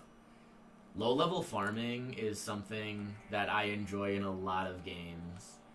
Speaking of Pokemon, I used to be super, super big into low-level competitive Pokemon, where you would have to, like, breed your Pokemon to get, like, their egg moves, and then, you know, you couldn't evolve a lot of Pokemon before level 10.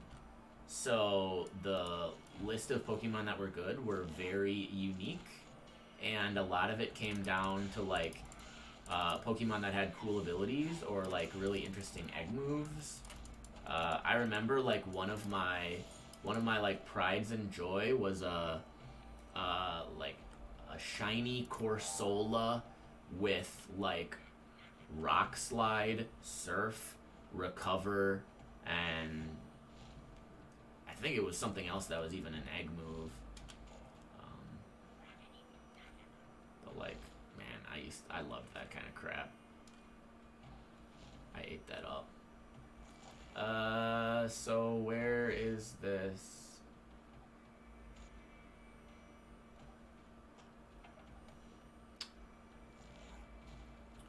We're supposed to get a little notifier on our map when we're close. It might be, like, way down here. That'd be kind of stupid.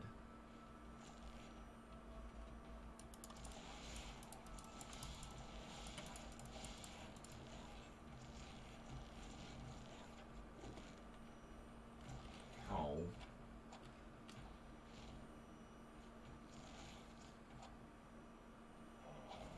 Okay, yeah, it is over here. Well...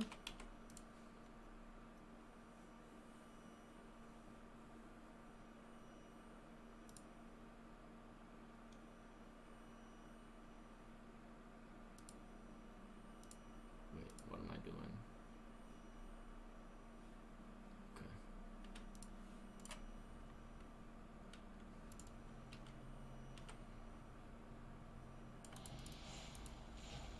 Okay.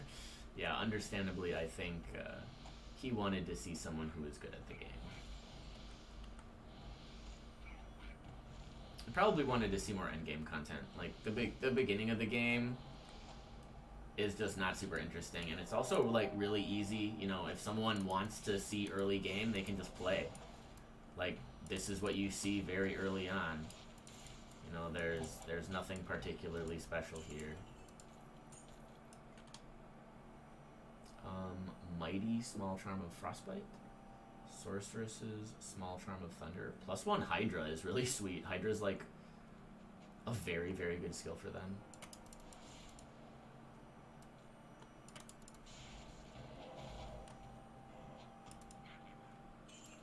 I do want to try to get a good charm for me.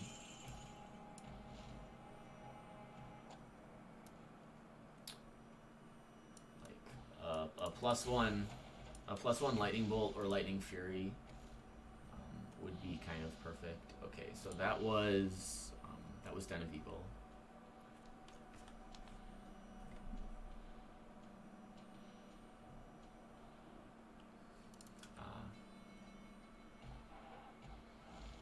So Rakanishu's drop rate seems really good. Dude, you're 92? I think I'm 91.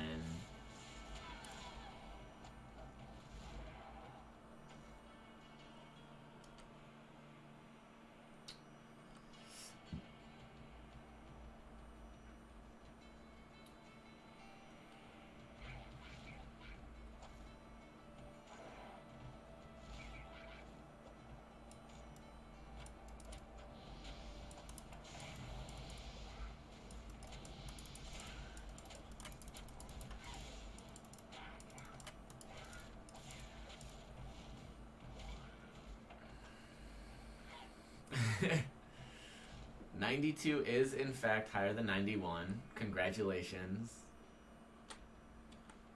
Your math skills will suffice.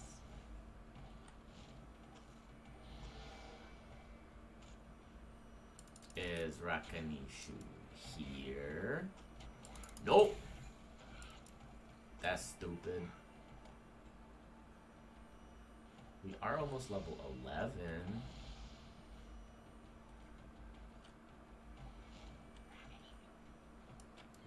Rakanishu is, or not Rakanishu, Bishabosh is here.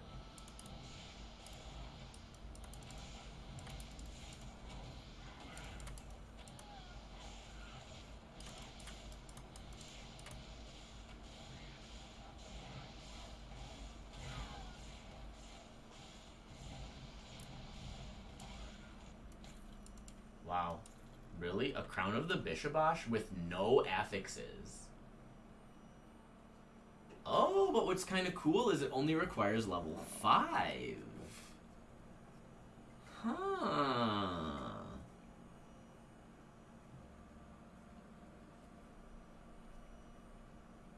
I think you play the build. Like, I think you continue investing. I think going for another build right away is just a bad idea. You've played the build for less than a week. And if you got the build to 92, like...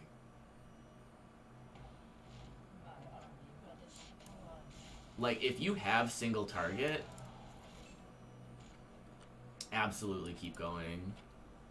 You know, not that you'll be able to necessarily, like, do the feared or anything with that build, but if you can basically farm the content that you want to be farming, then, yeah, dude, just keep going.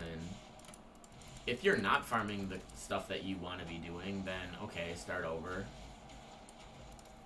But, man, I would just... That'd be such a shame if you just started a new build.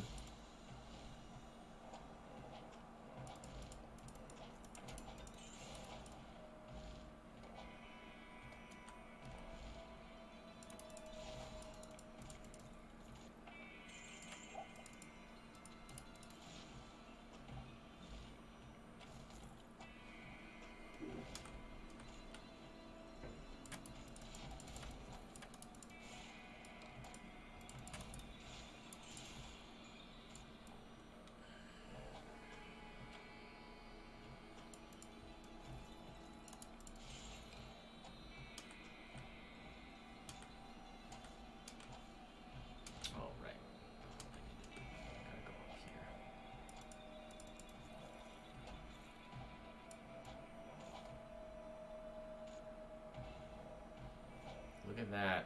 Level 11. Thanks, mercenary.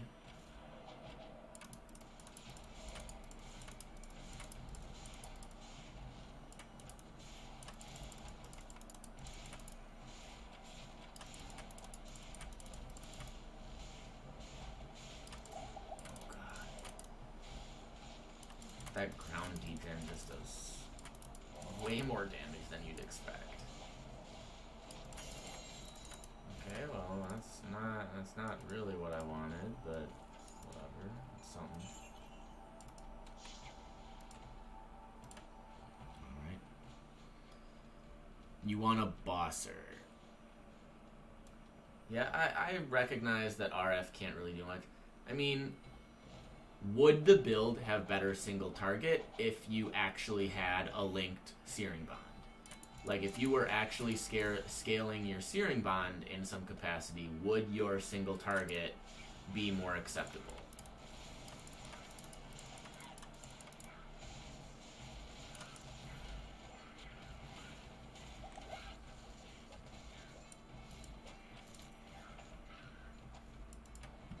Or is that not something you're willing to entertain?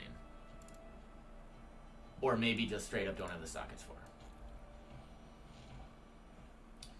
Because I would think a 4-link Searing Bond would go a long way. Like, Searing Bond does real damage. Or could you work in Balefire? Because level 25 Scorching Ray can actually do quite a bit of damage as a effective 4-link.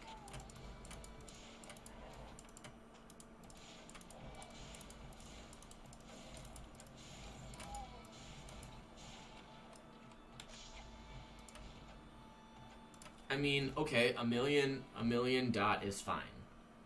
But if you want to kill some of the endgame stuff more comfortably, you want more than 1 million. So I'm just saying, like, is there a way that you can push that just by adding another dot? Or a 4-link fire trap? Or something, right? I'm spitballing here. I'm trying to help you brainstorm a little bit. I mean, I'm sure it's stuff you've thought about, but...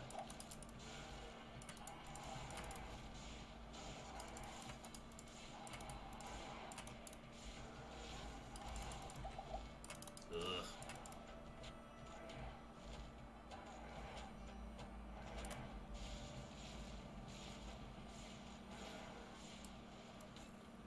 Okay, no gloves. So we've only gotten Treehead gloves once.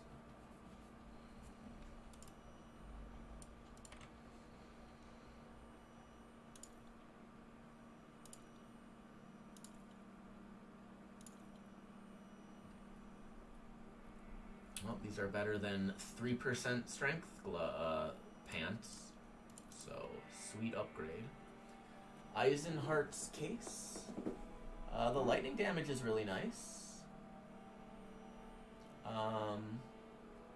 I suppose it is technically better.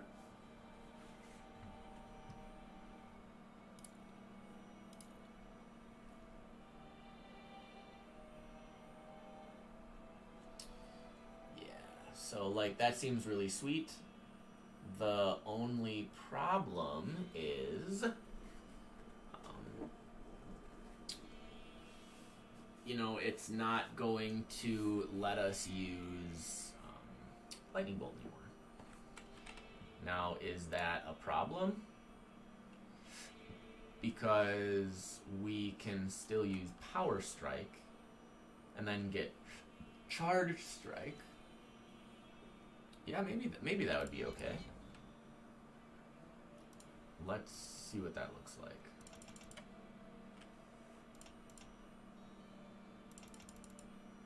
We'll do that. Alright, and then we'll just put 1 point, 1 point. And we'll go 1 point there. And like, that seems like a lot of damage. And then, how is this? That doesn't do a lot. Not a lot of damage on the Charge Strike. Does increase in Proj and adds some good Electrocute. Yeah, why the heck not? I mean, this is bad. So this is a big upgrade here.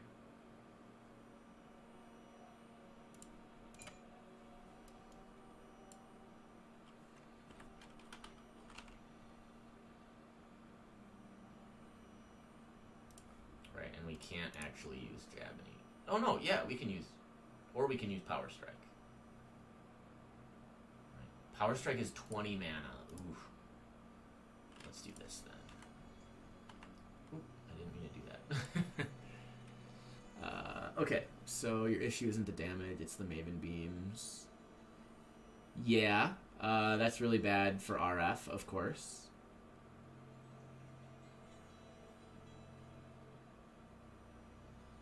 I mean, do you actually want to farm Maven, though?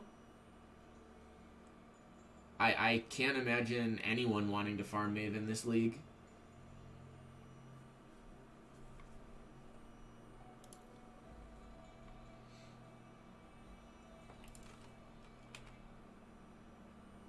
Okay, I like this little swap.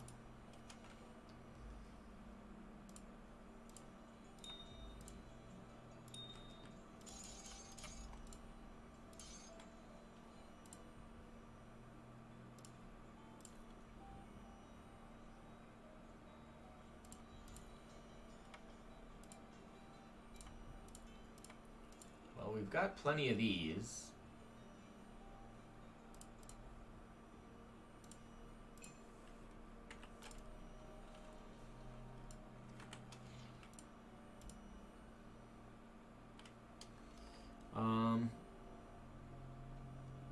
You want to kill Maven for the Voidstone?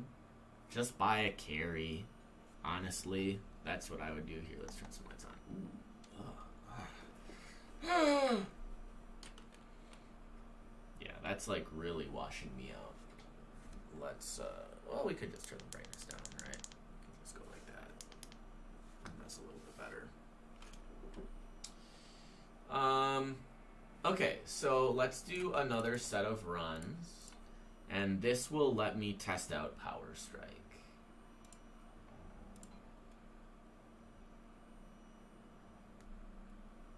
I would imagine that if you supply the Crescent Splinters, you can get someone to do a Maven boss kill for very, very little.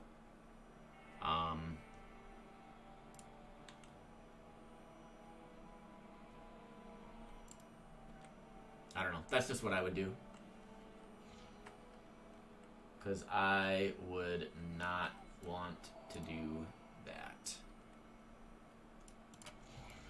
Okay, so... Oh, okay, it just launches them out. Is that a 100%? Yep. Okay. So... the damage on that is not very high, but they pierce everything. So this just turns it into PoE Lightning Strike. Yeah. Okay, that's cool.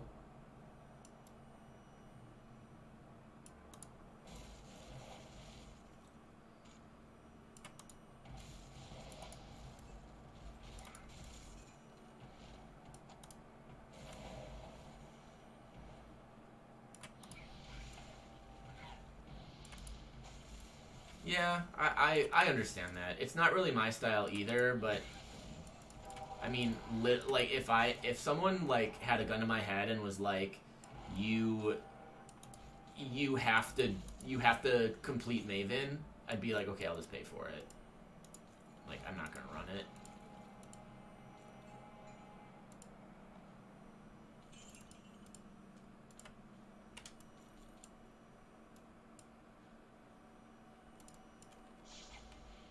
So I am kind of operating under the impression at this point that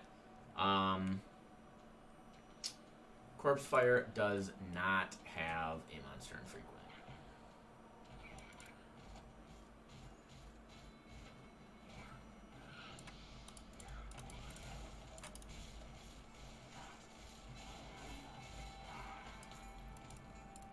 Man, that's that's so fast.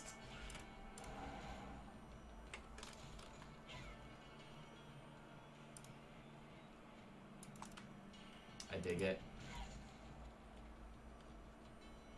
Okay, so we got a double. Nope, just a single. Soul Heralds. Give some magic damage. Mana regen, mana leech resist, mana absorption spells. It's fine.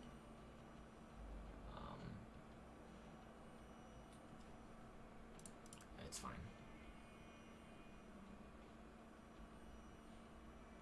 Yeah, you're totally right. I mean, I always prefer running all my own stuff.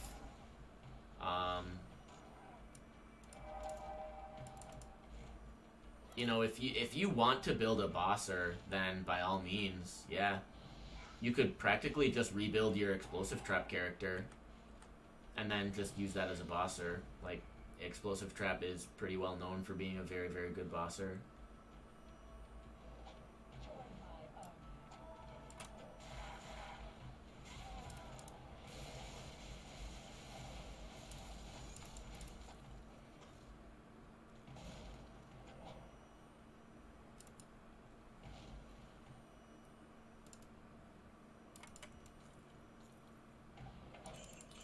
I saw a Spark build that did the Feared in 1 second. I have no idea what their setup looked like, but it was like a 20-second video and just them showing like the Feared, and it was rare with like, not like crazy mods, but like it wasn't a white the Feared or anything like that. And then they just go in and they lay a bunch of sparks and they pop the fight and everything dies. And I was just like, holy crap. That's absolutely nuts.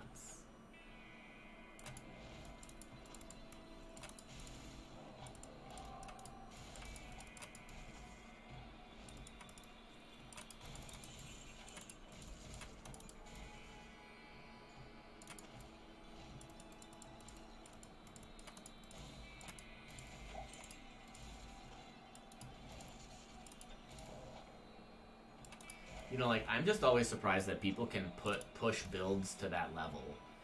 Like, that there even exist ways in Path of Exile to scale a build to that level.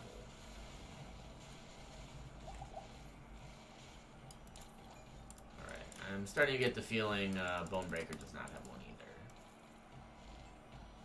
I feel like I would have gotten one by now.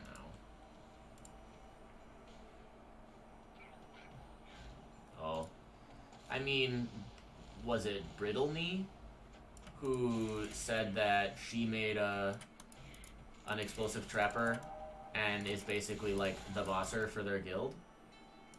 And she just like nukes everything. I don't know if they have a support that she runs with to murder everything, but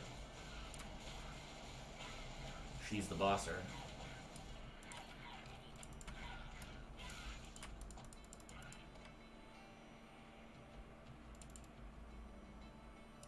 I do like how this character... Well, I guess I do have a speed shrine. I was going to say, I do like how this character already feels so much faster. It's like, look at that. God, that's beautiful.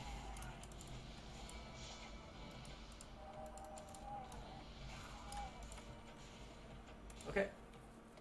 And then we'll maybe actually do a little progress.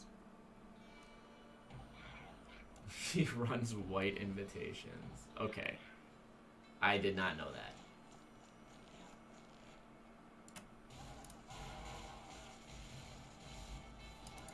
I guess no knocks on Brittle Knee, but from hearing her on Vayclast, I got the impression that she was like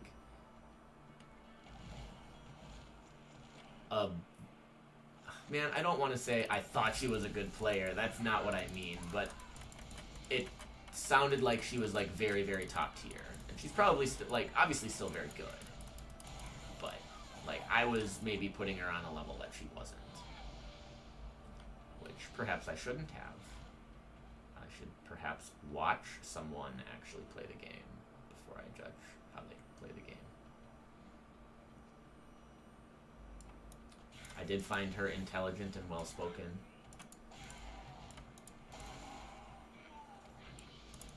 I was sad that Nuki wasn't on Bay Class. I was less sad that Rise wasn't. I love Ziggy's takes.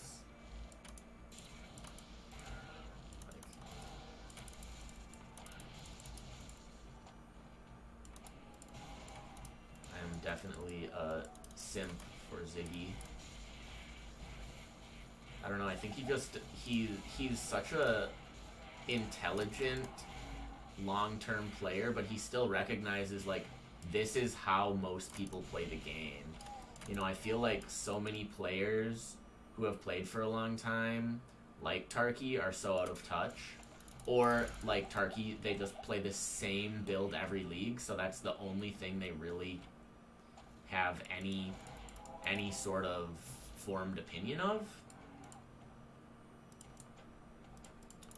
So I just really like that, you know, Ziggy always seems to kind of get it. And Tarky said something that I thought was starting to finally show a little bit of self-awareness. He was sort of like, yeah, I played Arch Nemesis with Caustic Arrow and I didn't understand the complaints. And then I played it with, like, a Lightning Arrow build, and then I was like, oh, okay, now I understand the complaints. Like, you can't just say, just because I don't have this issue, that the issue doesn't exist, you know? And so I think that that was good that he was finally acknowledging that, you know, some of that is just really dependent on how you interact with certain content.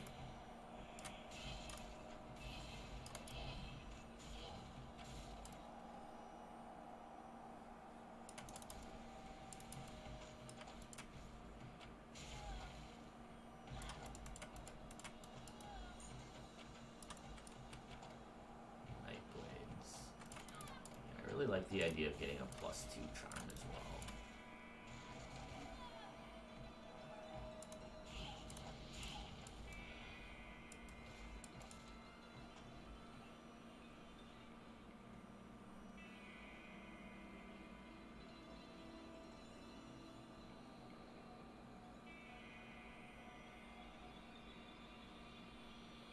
Oh.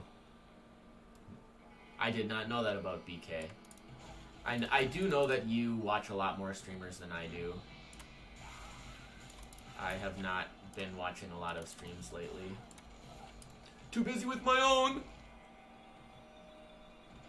Which is garbage. Maybe I should watch more streamers. Get some ideas. How to not suck at streaming. Should take notes. Okay, I can recognize that Brittle Knee seems like a very deliberate player, and it's good to hear that she is good at interacting with her community. And, you know, it does kind of suck to have to spend a bunch of your currency that way. But, you know, helping people out is good. I don't know if that's really necessarily helpful. I think just saying, like, you get a 5-way, and you get a 5-way, and you get a 5-way, or I guess 4-way, right?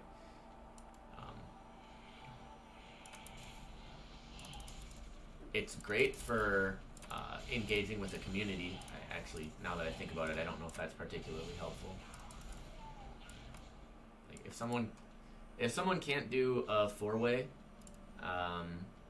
especially with, like, the power creep we've gotten, and, like, you don't really even have to do it, right? You just have to not die.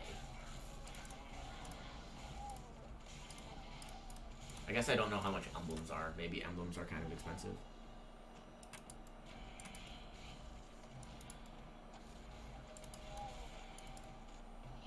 Captain Lance. I do not know who That's Real Nito is. I do like Bay Class, but as much as I hate to say it, like, there's part of me that wishes Tarky would pass the torch.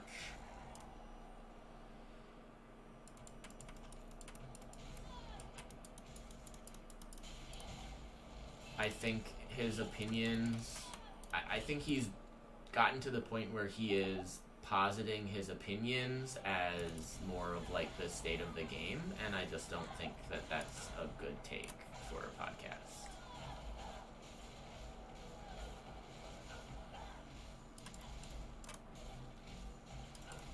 Oh god. Oh god. Oh god. Oh god. What is happening? Why was I frozen?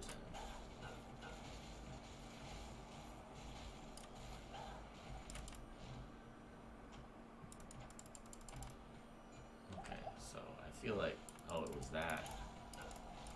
Oh, and then I'm in like some bone cage. Okay.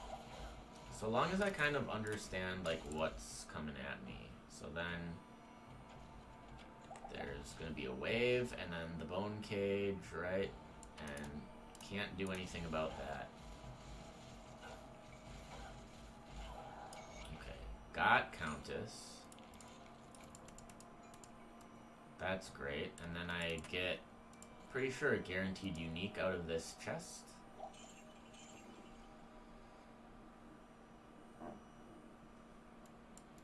I mean, if Ziggy left, I would love Octavian to take over. I really like Octavian. I have never ever watched him stream.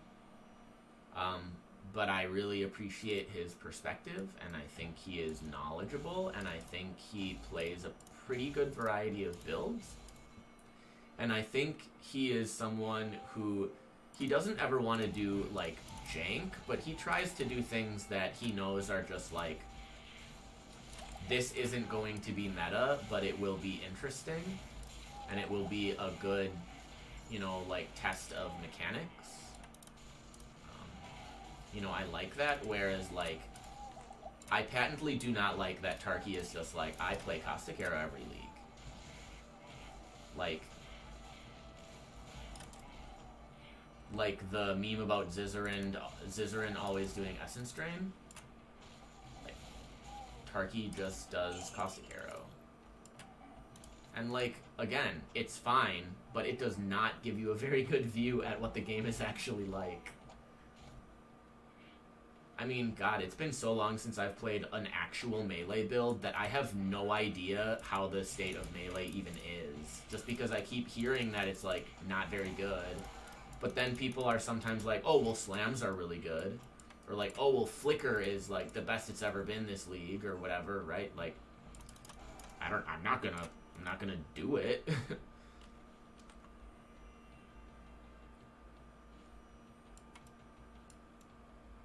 You spent 100 C following Arc? Yeah, it is very buffed.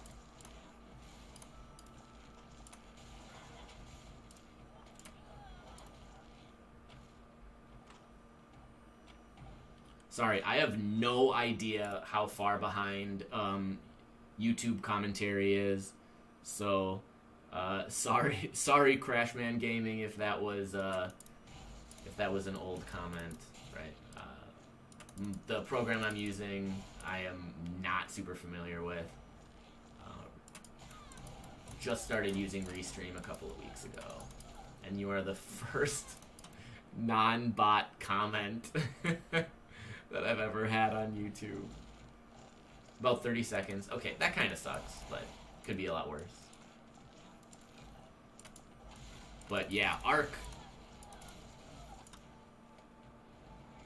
definitely feels good.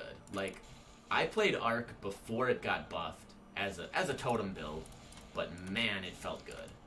And 15% more damage per chain. Ooh.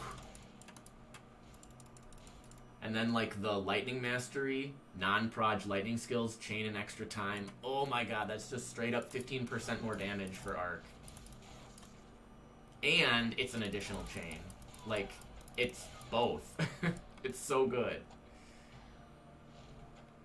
And if you're doing like actual self-cast, like, it's gotta feel so flippin' chunky right now. Like, damage has got to be great.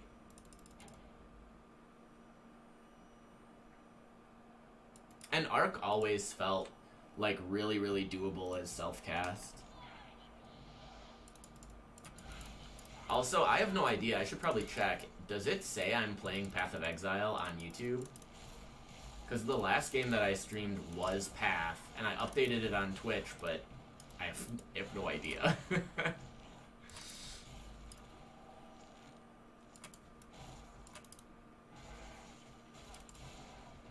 Look at that, I'm level 13. I'm not a tween anymore.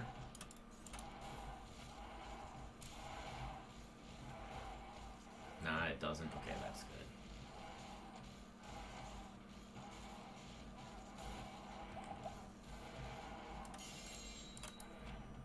Reign of Terror. Good. Well, hey, I'm glad to see that that streaming on Twitch has been beneficial. It's good to have a viewer on a different platform. Did I say Twitch? YouTube. Streaming on YouTube. Streaming elsewhere than Twitch is beneficial.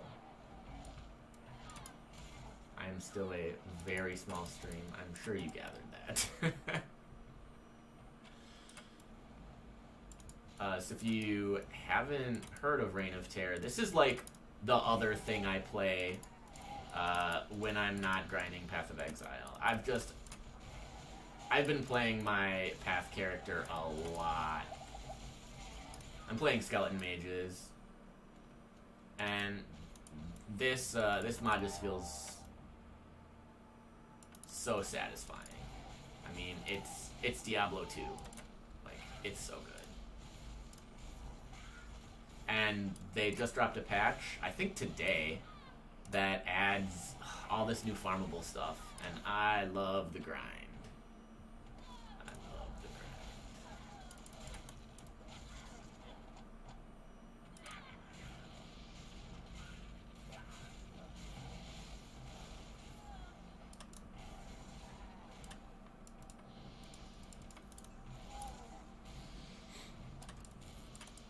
Octavian gets talked over. Yeah, he does. But I think part of it is Octavian allows himself to be talked over because he's so polite and well-spoken. Like, I don't know. Sometimes it feels like he's the adult that recognizes that he's talking with little kids, so he's like, okay, I'll let them talk.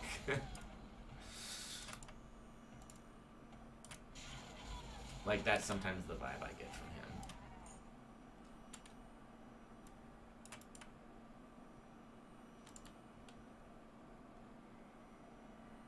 It looks like a lower quality PoE. Graphically, yes. But it has some really cool things going for it. Oh my god, that's so much damage. It has some really cool things going for it that Path of Exile just could never, ever do. For a lot of reasons. Okay, so we kind of just have to kite a lot and potion when we need one. That is what hurts our skin. So I'll show you when I can. Ooh, he has a monster infrequent. So this is one of the things I love about Grim Dawn. They have these items that drop from enemies that sort of like give stats. It's like boss loot in Path of Exile, right? Like the boss uniques. But the stuff that items can grant in Grim Dawn is really, really interesting. And you can get like triggers on anything. There's this whole tree, which lets you add triggers to any skill that you want. Which is, again, just like so satisfying to just like use an attack and have all of these different things going off on your screen. It feels really good. So I think we go here. It's like no lightning damage. But then getting Tsunami might be really nice. Otherwise, is there actually like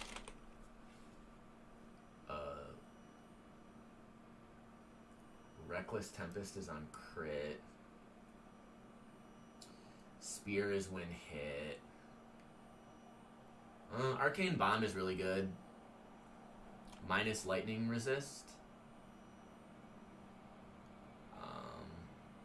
I don't know if it's really good for the build that I'm doing.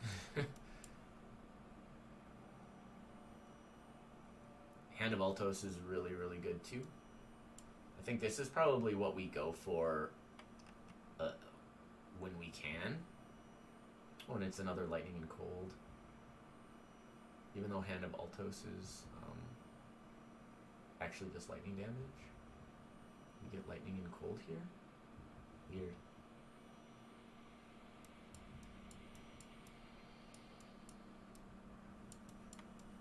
Okay, yeah.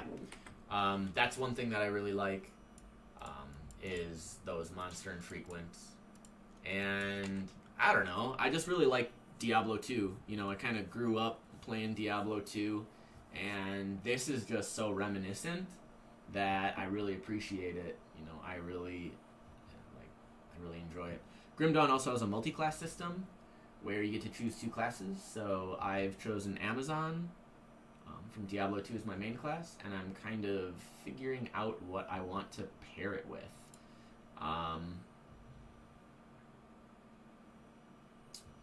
You know, something like this might be pretty good if, well, that would be good if I was using bows. And these all require 2-handers, so actually now that I think about it, that's probably not very good.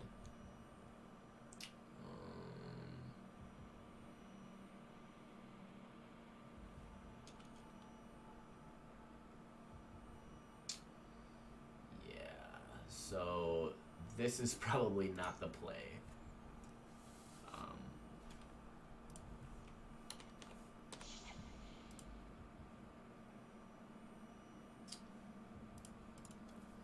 I mean, I will say, like, Path of Exile is my favorite game. Path of Exile is my favorite game of all time. I have 5,000 hours in it. It is very difficult for me to say that this game is better than Path of Exile, because I don't think that that's true.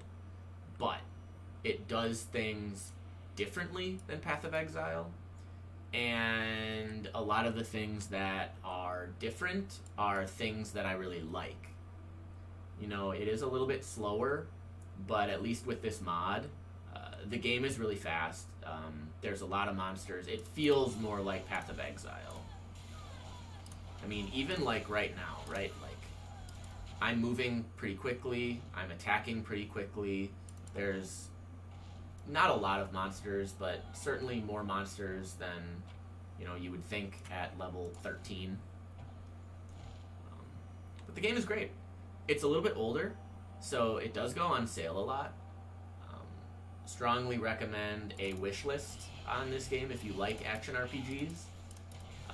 As far as action RPGs go, I would say, you know, Path of Exile, Grim Dawn. This is basically the more modern version of Titan Quest before they did all the re-releases. Diablo 3, right? Those are kind of like the big 3. And I would say all of them have some merits. You know, like, there are some redeeming qualities to each game. Grim Dawn has a lot of weapons that have these procs. Like you can see here, granted skills, an Aether Lightning, 10% chance on attack. What that means is anytime you use a skill, right, anything that counts as an attack, and spells count as attacks, right, because you use them, you have a 10% chance of just getting this bonus Aether Lightning attack for free. And so, like, those are really, really satisfying, and you can stack up a whole bunch of them. Like, I have this, which gives me Quake on attack. I have this, which gives me Charge Bolt on attack. And, you know, I will definitely be getting more items that grant, like, similar kinds of bonuses. I just got this off of the Smith. Oh, interesting. It's part of a set. Huh. So does he drop the whole set? Because if he does, that's something we'll be farming. So 5% fissure on a 2-second recharge. That's really, really sweet. Looks like great damage. 25% chance of 10% reduction to the enemy's health. So that's a quarter of the time I just chunk them. A good attack speed bonus. Yeah, that's sweet. That's really sweet.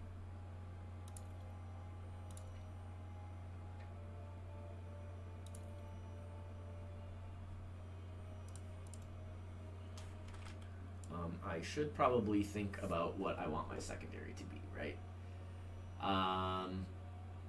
Inquisitor? This might be what we want.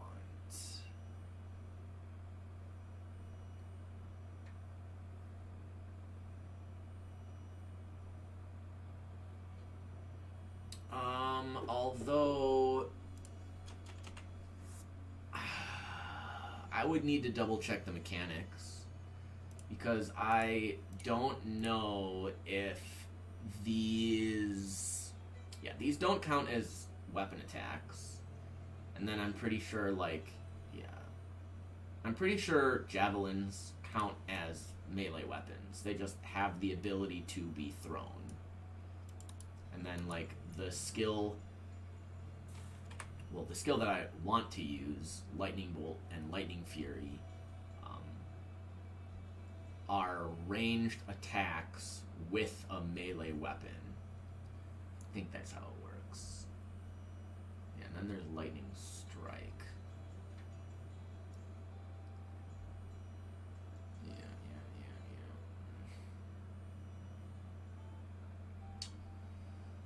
Okay, so we probably just dump some more points in these. I mean,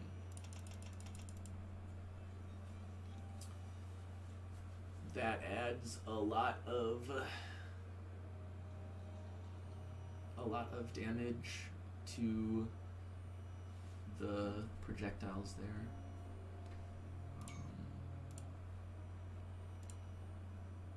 Although, yeah, man, I don't even know what to pair it with. What actually does good for lightning? I mean, part of me feels like maybe I just do Sorceress so that I can get Lightning Mastery for a big pile of lightning damage. And then Enchant is pretty good because it gives just flat elemental damage. I could get Thunderstorm to just do a bunch of lightning damage to stuff around me.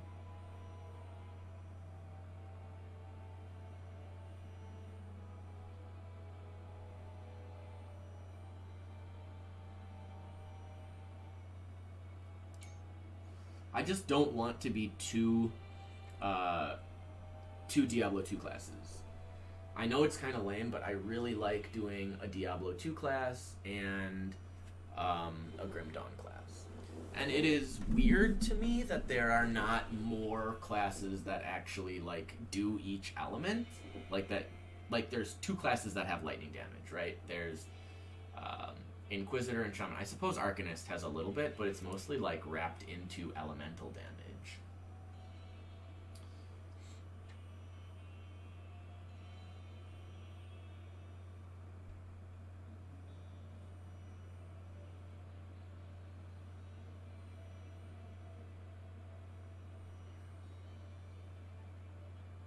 So getting Iskandras would be good.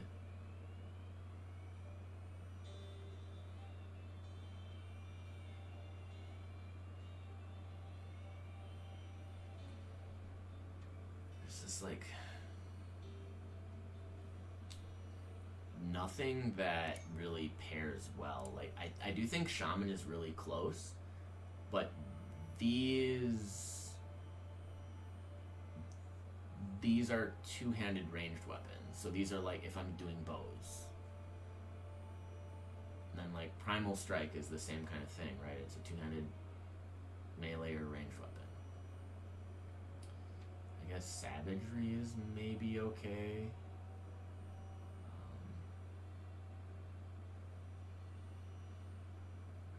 Yeah, using Savagery as like my main attack and then tossing javelins is maybe fine, but like Savagery scales with attack speed, and then the javelin things scale with cast speed, which is just, it's not the end of the world, it's just a little bit awkward.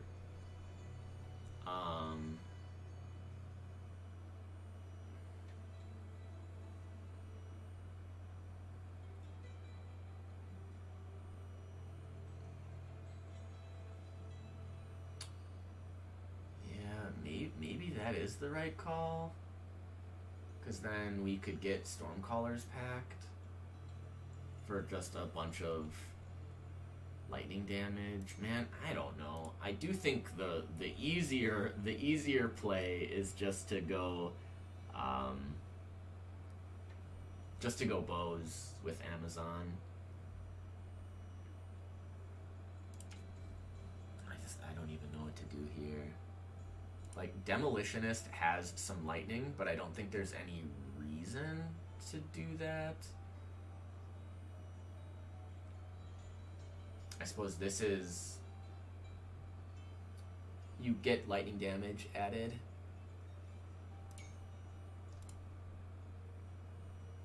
I don't think Necro gets anything. Get magic damage. Oathkeeper, I'm pretty sure, is just Fire Fizz.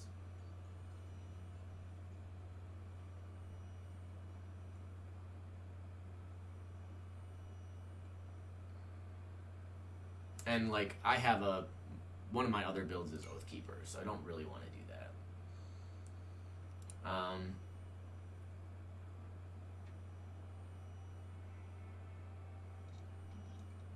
I do kind of want to look it up. I don't think... Yeah. I don't think that works. I don't think it does what I want it to do.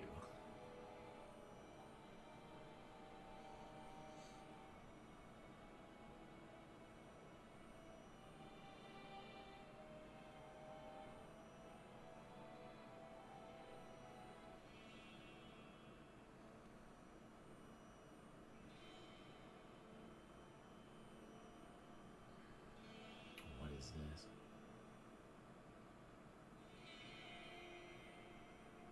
The tether remains electrified. Oh, okay, so lightning tether still does a lightning damage, but the arcane net makes it where the base skill is converted to magic. I don't know if that's good. Deadly aim is really sweet. I don't like the runes at all.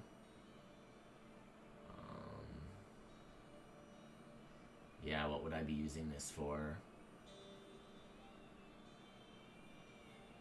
Word of Renewal is good.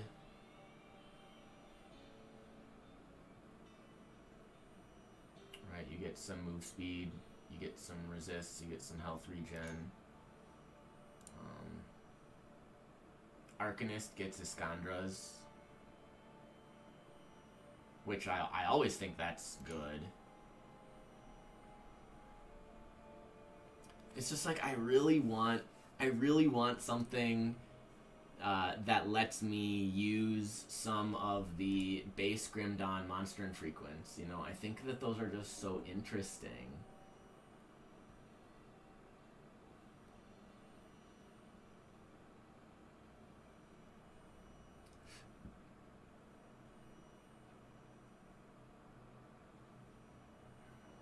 I do get a lot of passives.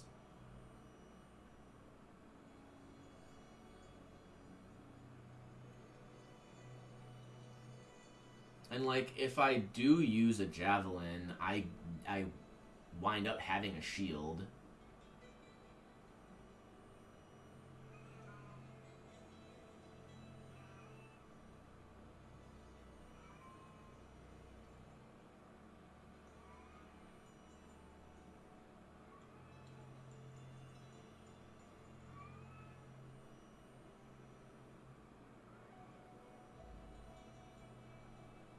good.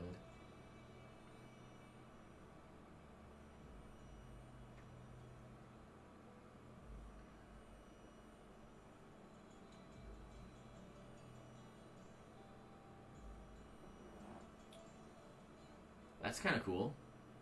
Right, I can turn Cadence into Elemental. I don't know. I think I don't even need a secondary yet. I think that's just going to be a waste of points. Honestly. Like, for now at least. Can get some pierce damage off Penetrate. So, what am I at right now? I'm at 41 to 93. Okay, so that doubled our damage. We'll do that. We'll give her the Malice. You get a Death Spade. Hooray. Nobody cares. Okay, well, we are almost level 15. Sorry for tanking like that. Really do want to, spend some amount of time actually thinking when I... Oop. Nope. So this is my shared stash, right? I do have a bunch of items there, but it's actually not how I want to play this guy.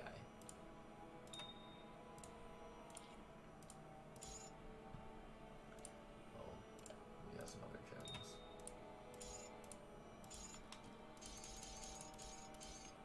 Okay.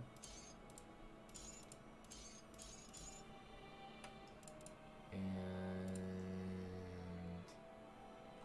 Cathan's Rule is just a bunch of damage. Vidala's Barb. That's pretty cool.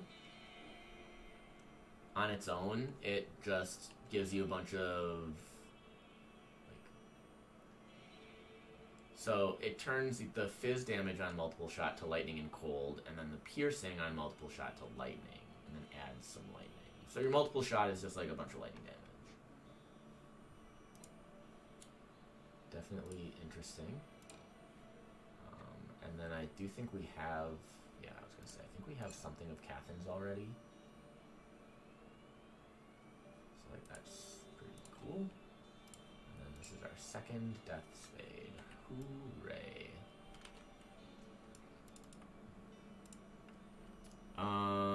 Okay, so now knowing that that what's-his-face drops, that the Smith drops at least some part of a monster infrequent set, we're going to go back to a little bit of farming here. Not a lot. He does a lot of damage.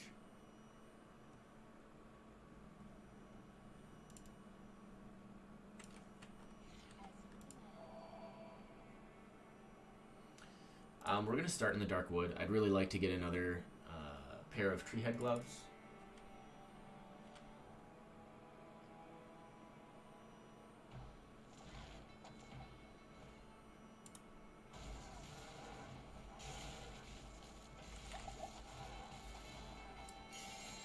Alright, there it is.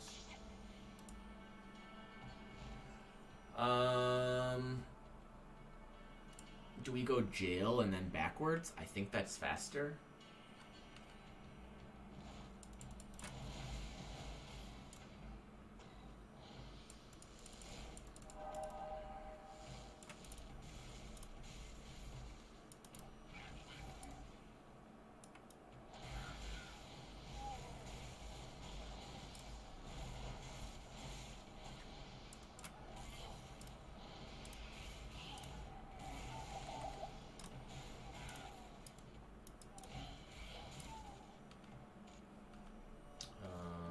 Yeah, it's here.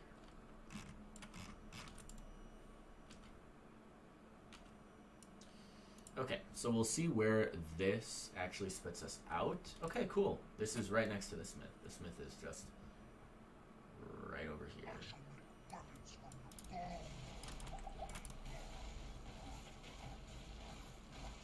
Alright, this is good kill speed. Okay, so that was not part of his set. So we got Siegfried's. What is different about that? A little bit of health? Oh, it's the pet stuff. Okay, so we don't actually care about that one. So that was a really nice quick run. We'll do the same kind of thing. We will run Treehead because I do want to get... I think Sprinters is okay. Right. And that is a double rare, I suppose. So I could be going for something a little bit different.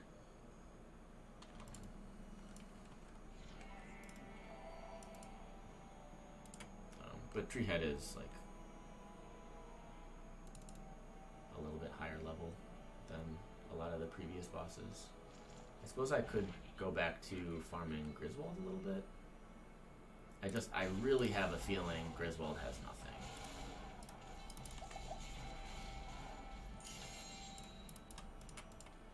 We're getting very lucky with set items from Treehead. Same thing here, go to jail.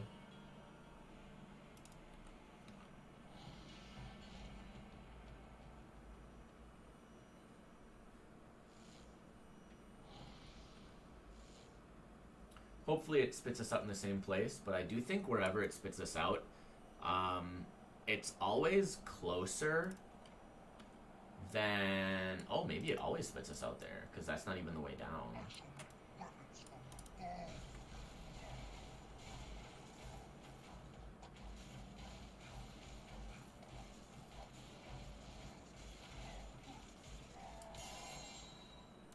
The Digla. Alright, so what do we get here? Okay, just some other, like, random rares. I just saw rare looted. Fire, cold, elemental, burn, frostburn. Bunch of attack speed. Okay. Weird.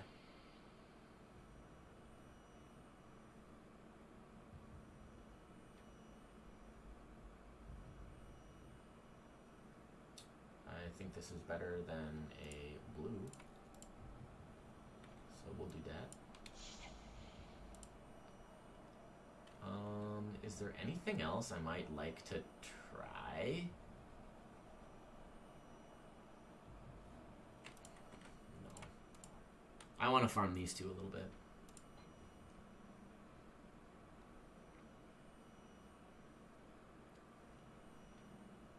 And the stream is going to be over pretty dang soon.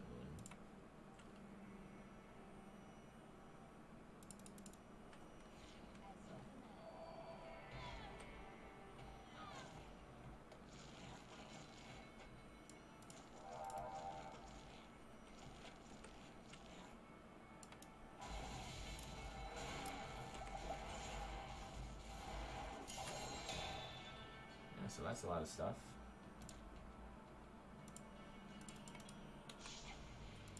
Really enjoying getting all those set items. That feels good.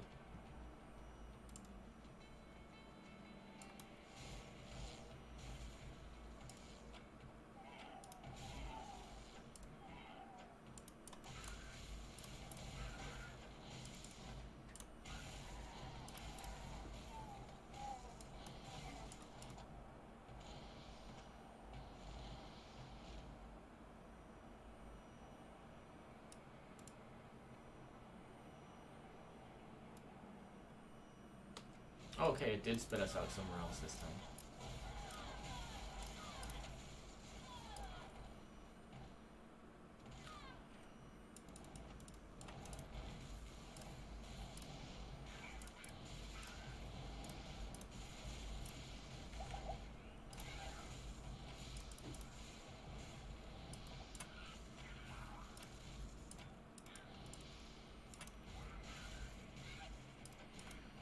Experience feels good with an experience shrine.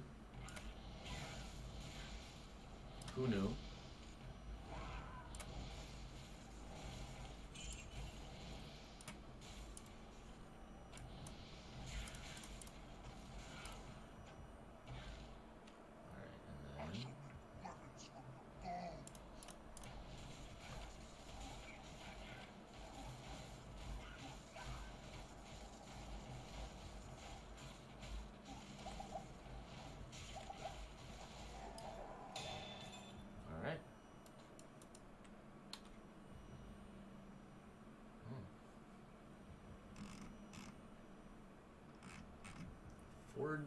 Smith's Hammer of the Abomination. Smith's Hammer, Armorer's Apron, Forging Gloves.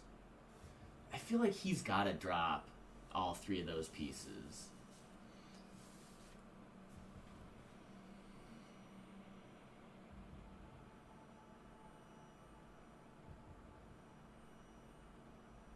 It would also be really good to get one that was lightning damage.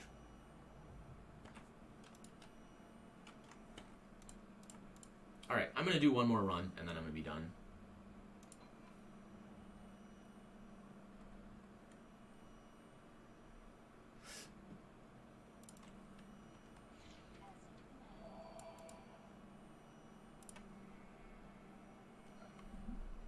Very slow, but I'm almost done with Act 1. I'm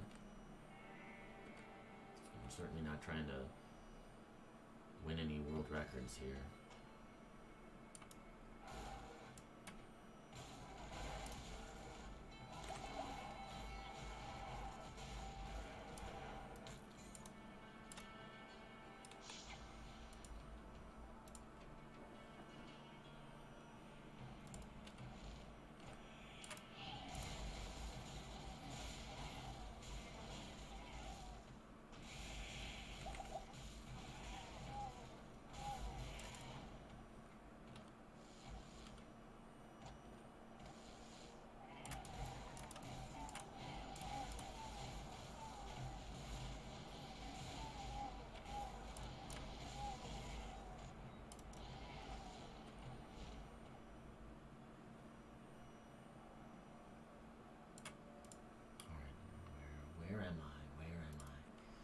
Top left corner again.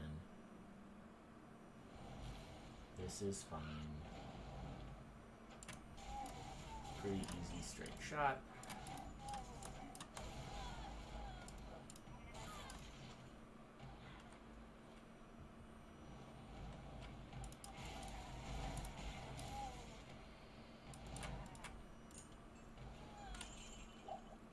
Arcanist.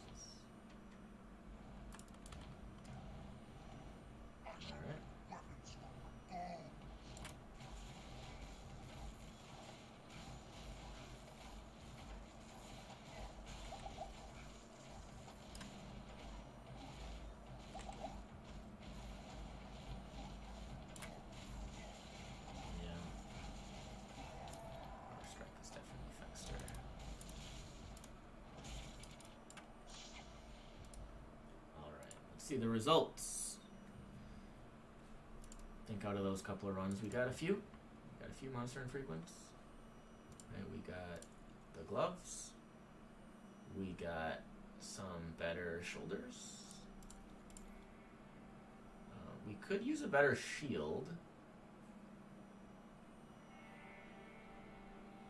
Fire magic. Dex int.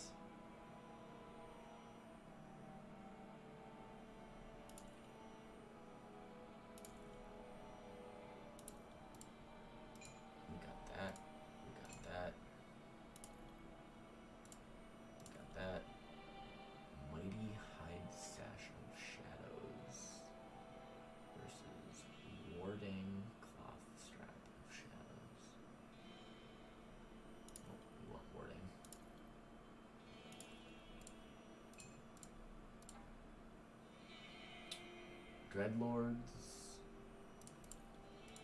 Like that, because it's attack damage converted to health, which is really good.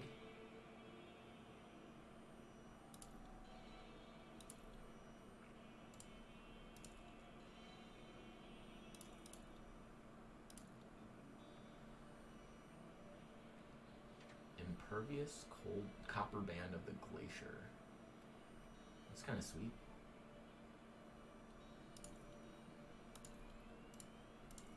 Keep it though. Alright. So, quite a bit of stuff.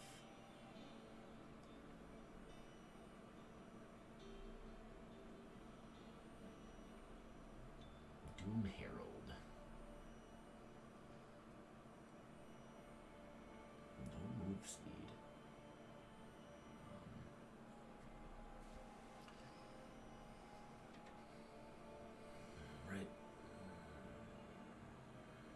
gives more damages, I guess. Percent mana. Percent attack rating. Cast speed. Cast speed instead of move speed. Some different resists.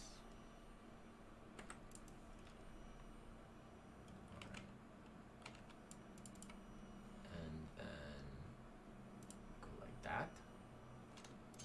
And go Wapow, Wapow.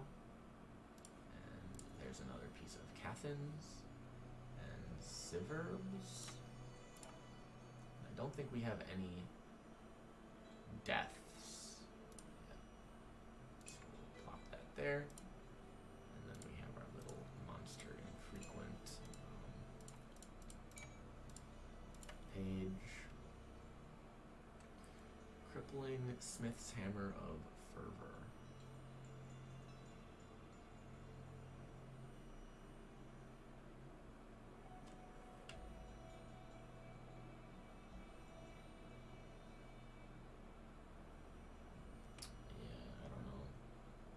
It's interesting, too, that this is a set made out of monster infrequents. So, really interesting. Now,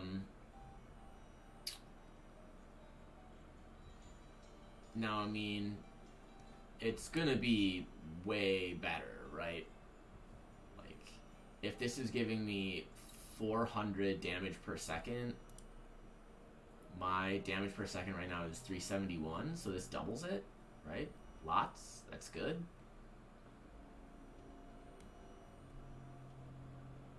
You know, I lose some things that I like. You know, I lose the 2 Impale, 2 Power Strike. But the Fissure seems really sweet, gives really good stats. And then it's just a ton of damage. Definitely a net upgrade in that regard. Okay, well, very cool. Good stream. Appreciate some new faces there a little bit. I will try to stream this weekend. I will try to be better at that. So Saturday or Sunday, we'll probably be doing something. So keep your eyes peeled. Hope you had a good time. Have a good night.